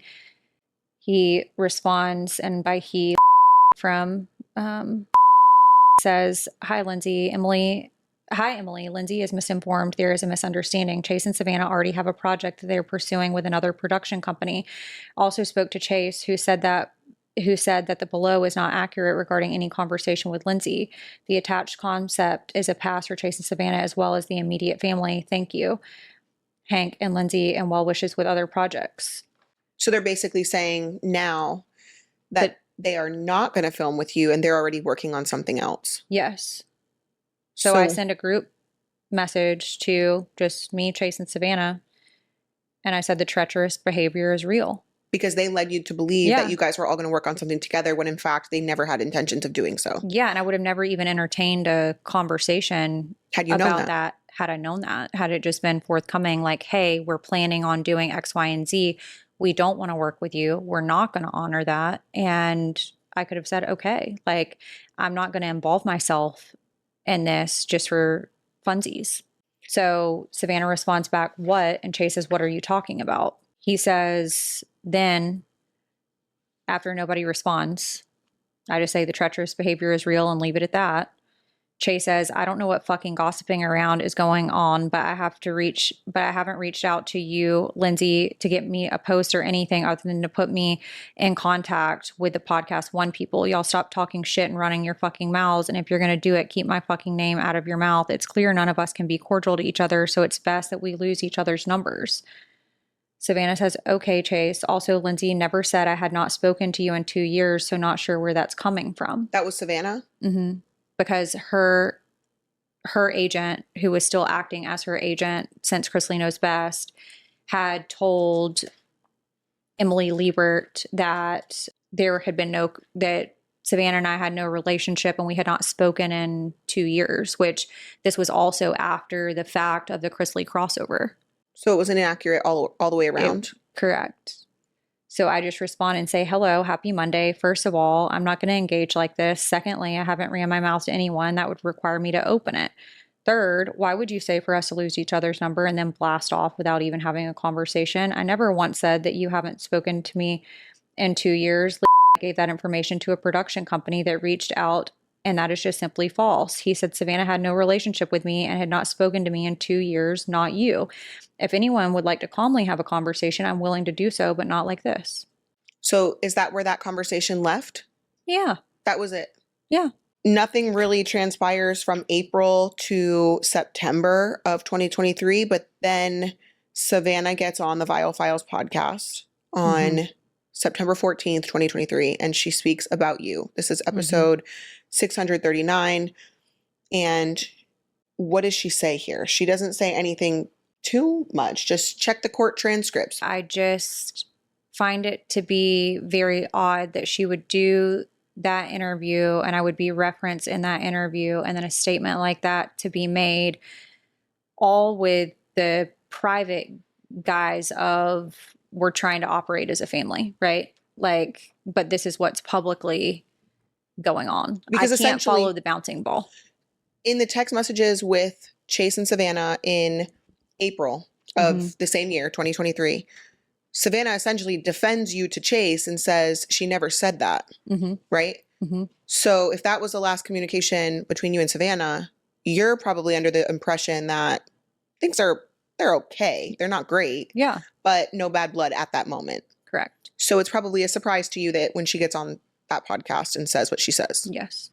Do you reach out to her after that? I had actually reached out to mine and your old PR, Alexa Garcia. From September 2023, when Savannah does that podcast, to April of 2024, again, there's a period of calm before a storm. In April of 2024, Savannah gets on her stories and she talks about why your parents did not want you attending the appeals hearing in Georgia after you say your piece on the Southern Tea. You basically say in that Southern Tea episode that you were not invited to the hearing, right? Savannah gets on her Instagram stories and she talks about the letter to the FBI that we have, the infamous letter, if you will, which has nothing but you asking for protection for yourself. She references that. She says that you needed ratings, and so you discussed on the Southern Tea not being invited. And then she clarifies that you had involvement with the FBI and that's why you were not wanted there. I can't exactly remember how it was brought to me. It was maybe through Nanny. Yes, I believe it was through Nanny. She was told to relay the message to me that I was to not be in attendance for the appeal hearing.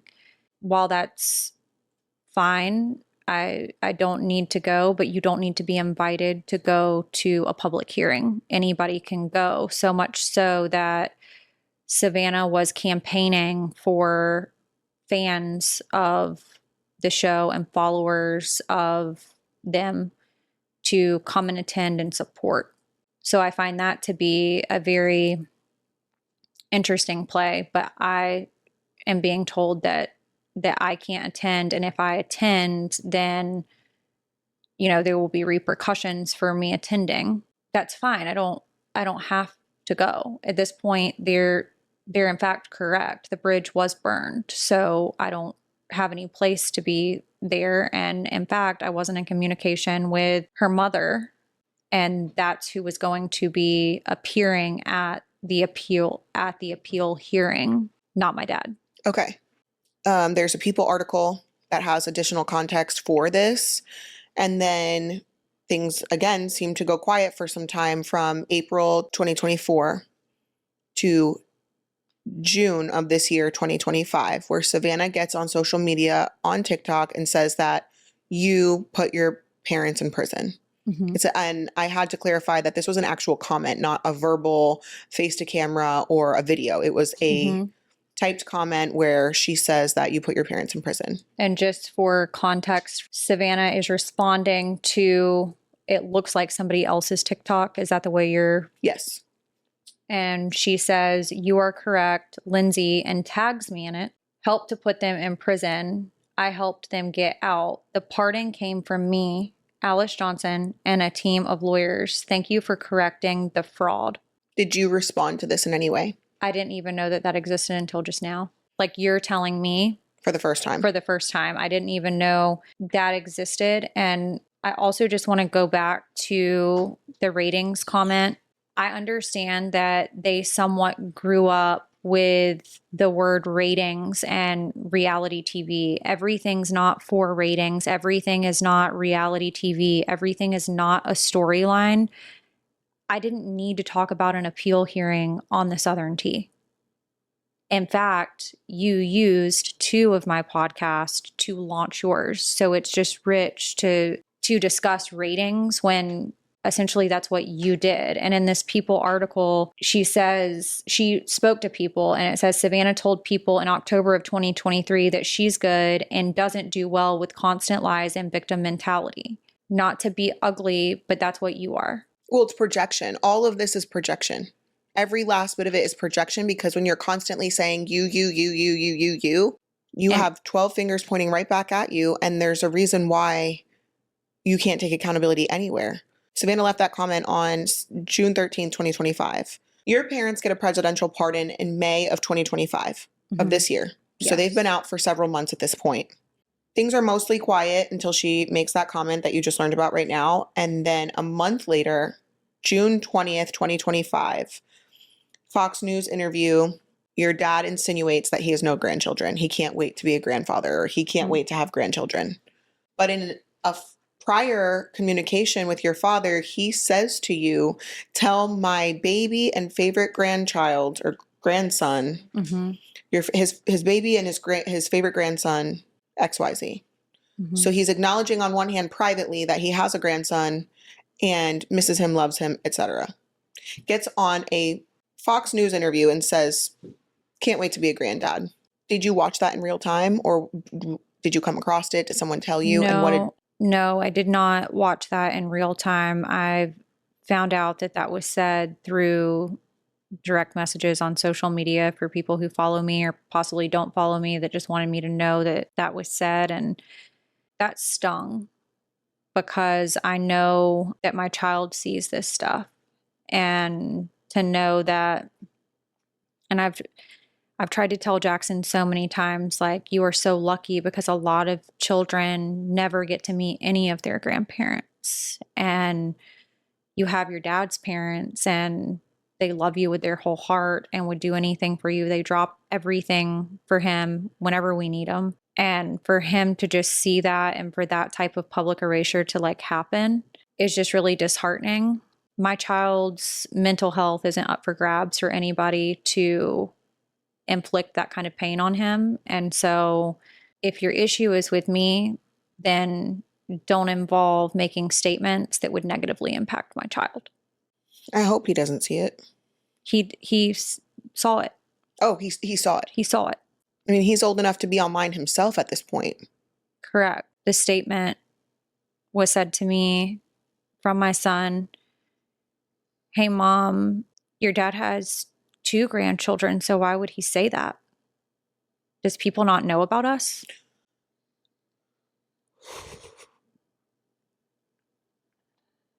I mean, that kind of public erasure is like not okay. And while I know that it has been said that he was actually referencing for Savannah to have children and he can't wait, if that's the case, then say, you know, distinctively, I cannot wait for Savannah to give me grandchildren. For my child to have to come to me because he saw the clip on TikTok, I can't imagine what was going through his mind when he said to me, Mom, does people not know that Papa has 2 grandchildren? Do they not know about us? I would have lost it. I mean, it's heartbreaking. And I never want my child. It is my job when I brought him into this world to protect him at all cost. And I shouldn't have to protect him in that way. No, you absolutely should not. If we're nothing to if we're nothing to my dad and we're nothing to that part of the family, that's okay. But leave us alone. Don't say anything. They don't need to go public on the record and say these things. The same grandchild, my son, who is not being acknowledged, was the same grandchild that I've regularly told you I view his phone, and it's not to invade privacy or anything like that, but found text messages on his phone after they went to prison of him trying to contact them and no messages going through. And he didn't know that I saw that he was doing that. But at a later time, he asked me, hey, Mom, why does Papa not respond to any of my messages? Does he not have a phone? Because he doesn't understand a child at that age, and no children should have to understand, but the reality is that was the reality, right? And he doesn't understand what prison's like. He doesn't know that you don't have cell phones. He doesn't know. And he shouldn't know. And you shouldn't have to tell him. He's literally, 12 years old. To see him trying to communicate with them and text and try to talk about his basketball games that they weren't in attendance for, and to send Amazon links of, hey, Papa, look at this sports thing. It's so cool. Hey, Papa, are you getting my text? Stop. But you publicly erased my child, which is fine because I don't want him to be associated. No, it's not fine. So it's not fine that they're all trying to erase you. And it's not fine that they're trying to, essentially erasing him.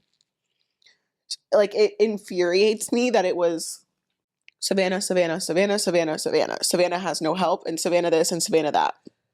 As if that was not, regardless of how strained or estranged sometimes you were from your parents, it was still your father.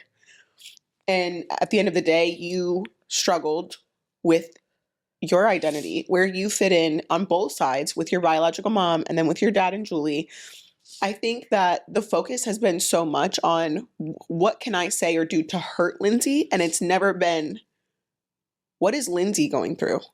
Where is Lindsay's head? Where is her heart? Where is she hurting? How about Lindsie when she's getting divorced and when she doesn't have childcare? Sure, Savannah didn't have childcare sometimes, or maybe she did because Nanny Faye picked up the slack, but where is your childcare? I don't have it, and I'm so grateful that Will and I have remained such friends through the divorce process, and I understand that that is not the typical situation for divorced people, but I think a lot of this had a play in it, right? Like, I didn't have anyone. And so Will and I were best friends for, since I would say kids, because 19 to now is like what we knew. But there obviously, with that being said, there were times where you and Will struggled. For sure. To get along. And so where was the support for you? Because you're going through that and your parents were also put in prison. And I'm not saying that to take away anything that Savannah has done for your parents or the burdens that were placed on her, like you said earlier, but it is really hurtful because instead of working together, you guys all have sort of been forced to work against each other when it should have been, this is what brings us together. Our parents going to prison should have brought you guys together in a way, because all of you had that in common. Kail included, Grayson included. everybody had it in common, and I do understand that there were burdens placed on some that weren't placed on others, but it doesn't change the fact of the situation, right? And I didn't have any support through my divorce. I navigated that alone, and that's okay. I chose to do that. I didn't want my parents involved, and I always had the mentality of it took two people to get in it, needs to take two people to get out of it. Like, don't involve extra people. So part of that is on me wanting to navigate that by myself and not have other people involved. But that was something very hard, an ending of a decade-long marriage, right? And raising a son on my own and trying to now run these businesses and just be human. And I feel like I've been so dehumanized that, I'm just this troll of a castmate that was on Chrisley Knows Best that put her parents in prison and did all of these things. I didn't do that. And you're not a character. Like, you're a real person with real feelings. And I think that needs to be said too, is like, to your point, like, it's almost like you're this villainized character, but you don't have any real feelings. And the sad reality of the situation is, even after all of this, like, I do not have any hate in my heart for them. Like, I don't hate them. I just want to be left alone by them. And it doesn't end there, because 2 months ago, July 1st, 2025, Chase does an interview and openly says that you are responsible for your father's arrest. Again, why? What is the purpose? What is the end game by saying that? Why? I think at this point, just based off of the way that I am watching the patterns of behavior and have watched patterns of behavior in the past, that now the pardon comes and now it's a repair reputation tour.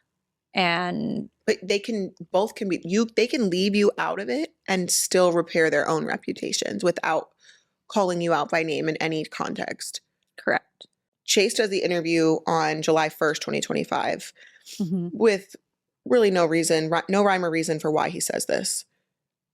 July 8th, just a week later, is the last time you communicate with Nanny Faye. What was that communication, and why did you stop talking to her after that? I had referenced this way long ago in the episode, that date specifically. That was roughly around the time that I learned that I was being called Cruella.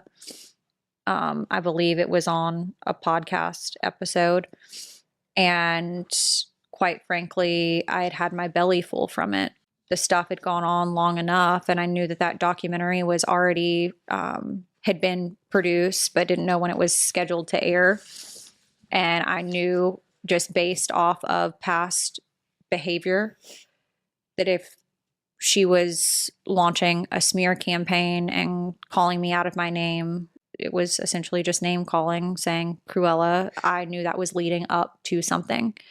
And so I had contacted my nanny and told her, hey, I don't want to involve you in this. However, I feel like it would be not a good thing for me to just reach out to my dad cold, right? You would be a better person to deliver the message, give him my phone number, and give him an opportunity to call me.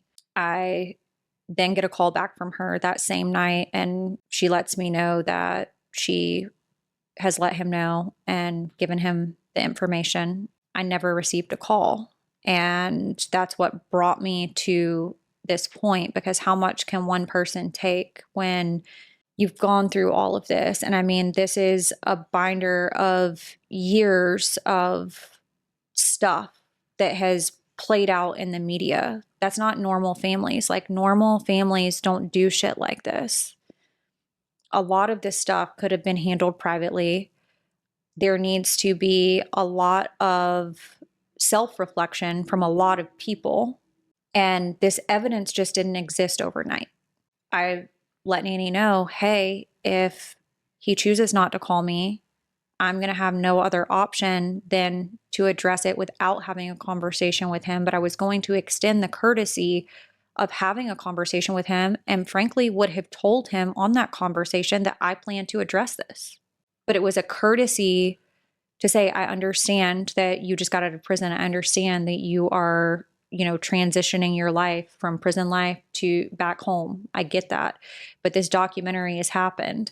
And the things that were said on the documentary, whether you spearheaded it or you didn't, and some things you might not know, I will give you the grace on maybe not knowing the full contextual of all storylines for these 8 episodes, right? I could have given the grace there. But at the point that I extended an olive branch and offered to have an adult conversation with you in private, and you did not call me, and I believe my grandmother when she says she relayed the message, then you made a choice. So whatever comes of this is, at that point, it just is what it is. It's sort of flattering to think that you have that much knowledge of their finances, that much pull with the FBI and the investigation, that you single-handedly put them in prison. If that's the case, You should have went to law school. I should have gone to law school. I should be hired by the federal government. I should be a part of the CIA. There is no information way. could you have had to give to them? I have never had any of that information, and that is what's so mind-blowing.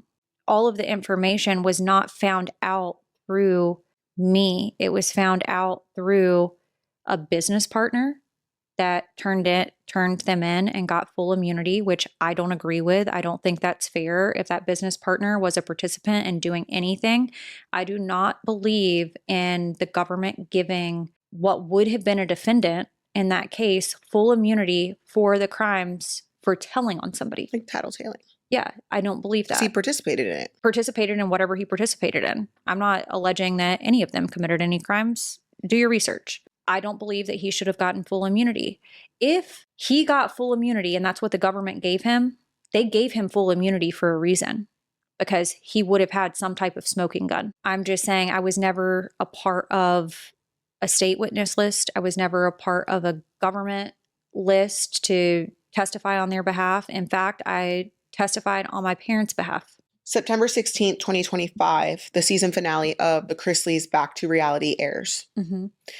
At minute 17:29, Nanny Faye is asked what her relationship is like with you and with Kail today, as it stands today. And she says that y'all are her grandchildren and she loves y'all, noting that you two specifically had a different way of life. She notes that we all say things in life we wish we hadn't, and says, quote, "My parents instilled in me to be careful what words you use because you might have to eat them one day." What does that even mean? I'm not quite sure. I feel like my nanny's been put in a very bad position because she's damned if she does and damned if she doesn't. It's a situation to where I think she wants everybody to get along and we all have this great life and we're all this big happy family, which is not the reality of the situation. And so I feel like removing myself after knowing that this documentary had gone on. It was also disheartening to see this, and I only found this out yesterday because I specifically asked Nanny if there was anything in regards to me that I should be concerned with as far as slander, defamation, whatever on this documentary. And she said she was never a part of anything in the documentary that was in regards to me. Well, right here clearly states that she was asked and she gave an answer. Now, the benefit of the doubt that I will give her was maybe this filmed after I ceased communication July 8th?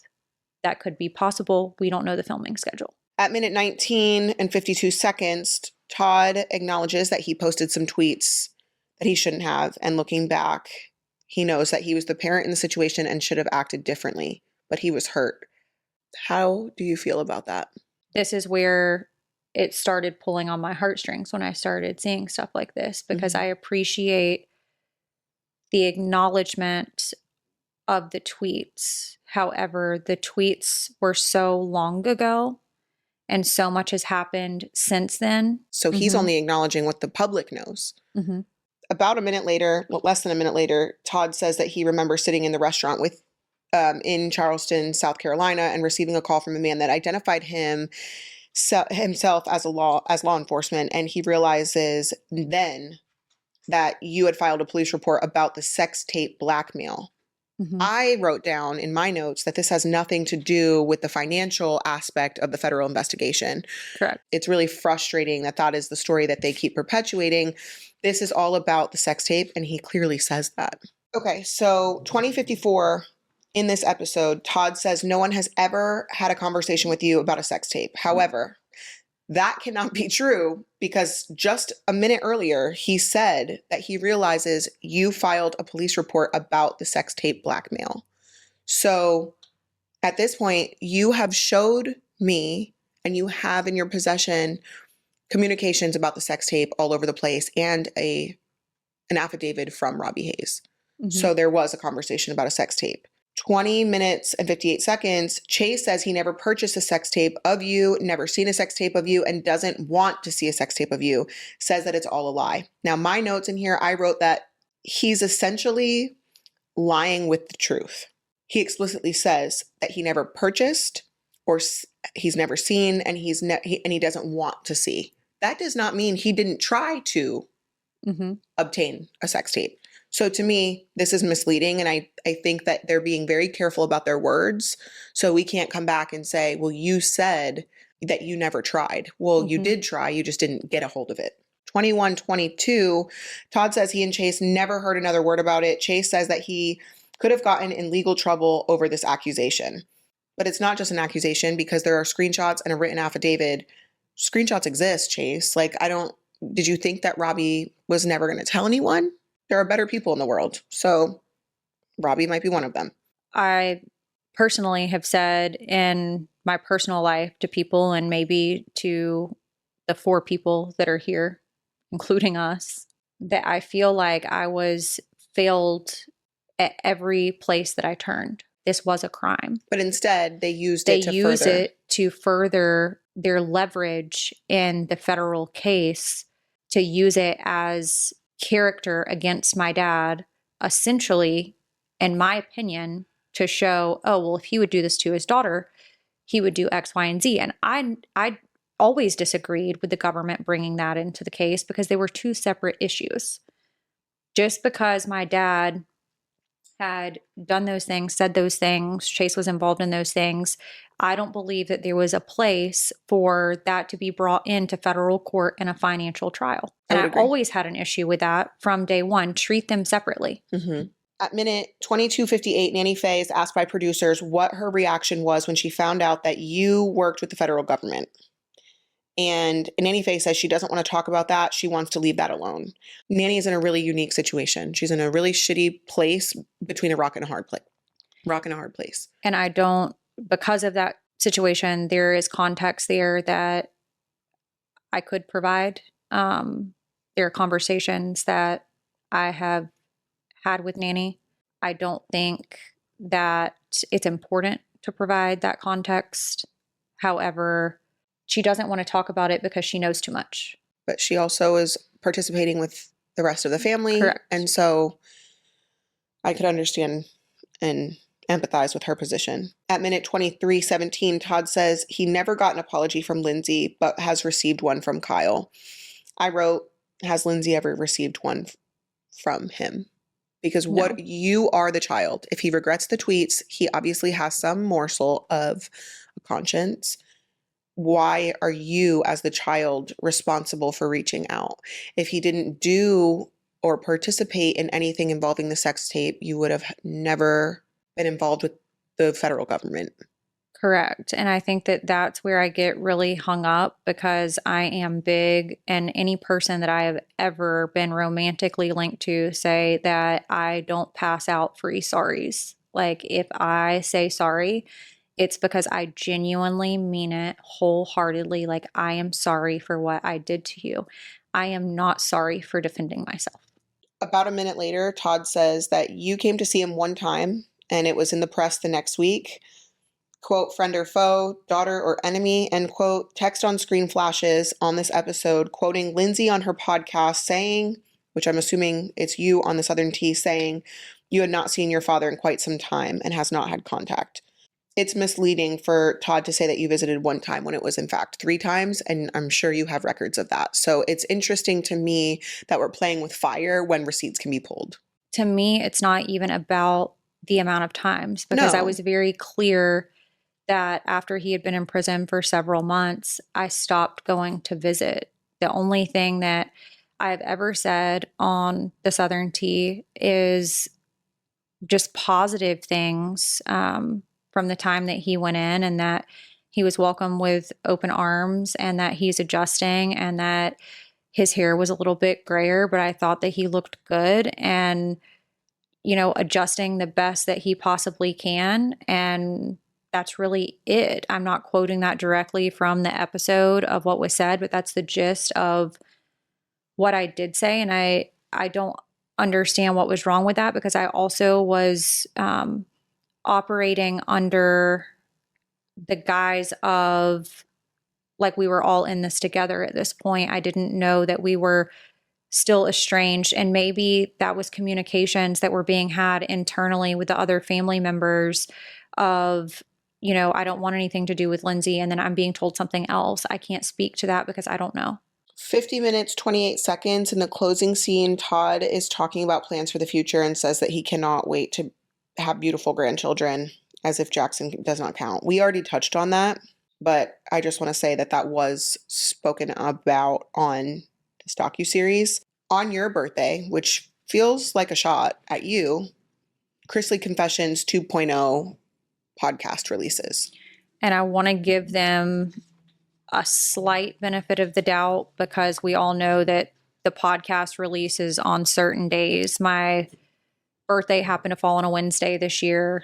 The Southern Tea releases and their podcast releases on Wednesdays. So was it methodical? Did they hold off doing that so that it would release on my birthday? I can't speak to that. Did it feel targeted on my birthday? Yes. On this podcast, quote, Todd says, and I quote, "So for all that, because we were being bombarded through our publicist, now this morning wanting comments about what has come out. I'm going to give one comment and it's going to be here on this podcast. We are not going to do press about what has come out. It's unfortunate, how I feel. You lived with me through it. I will always love Lindsie. She is my daughter. That the hurt is so deep throughout the entire family. I can forgive because she is my child. I understand that you may not be able to. I understand that you may not be able to, that Chase, Savannah, and Grayson, they might not be able to. And I can respect that. I can forgive. And I ask God every day to help me forgive that. This feels a little vague, delusional. It just doesn't feel genuine. I mean, I think to say that your dad's not hurt, I think would be a lie. But he's also misspeaking. He says that you acknowledged what your role was and that you were communicating with Josh Waits with the Department of Revenue, and people already knew that. I don't know where that information came from outside of. I gave him that information, which is what launched their civil lawsuit against the state of Georgia. I gave them compelling information that was shared with me through Josh Waits. I never have said I did not communicate with Josh Waits through the Department of Revenue. I have always said I reached out to him from the time that they were served when I got his contact information because I wanted to know what was going on and was it a safe environment for me to return with my son. So that to me is a bit misleading regarding the contents of what the conversations would have been with Josh Waits. That's making it sound like I was in a role in that situation that I was not.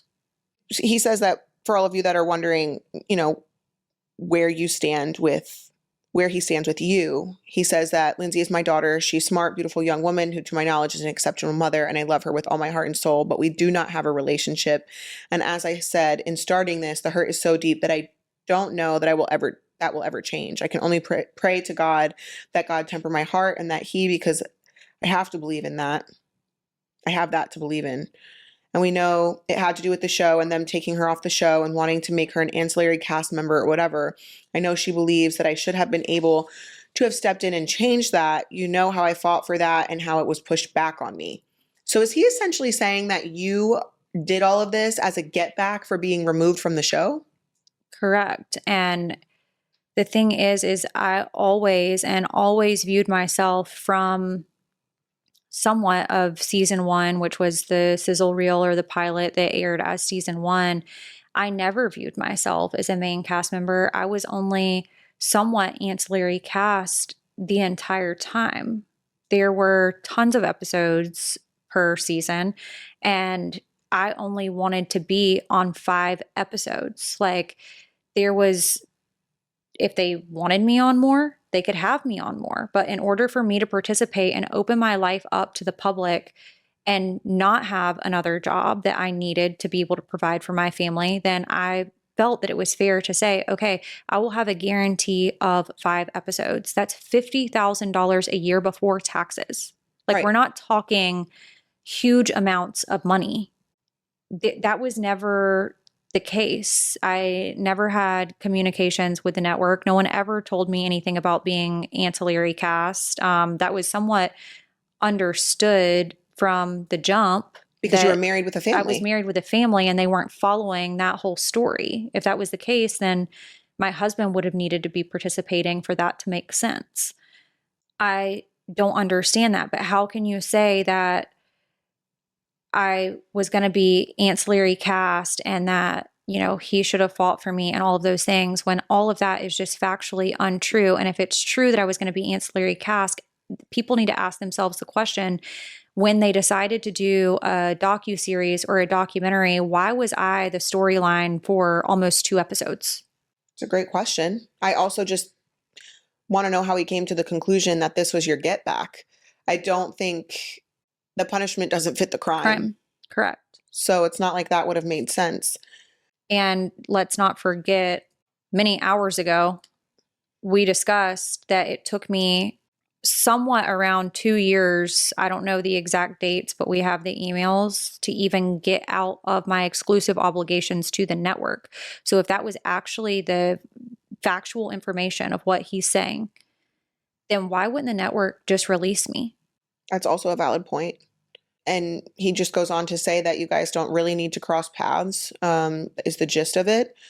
So Todd states, quote, I remember sitting in a restaurant in Charleston, South Carolina, and getting a phone call. I walked outside because he identified himself as a police officer. Todd shared, within 3 minutes, I realized that Lindsie had filed a police report saying that Chase and I were blackmailing her with a sex tape. And that is where all of this really ends.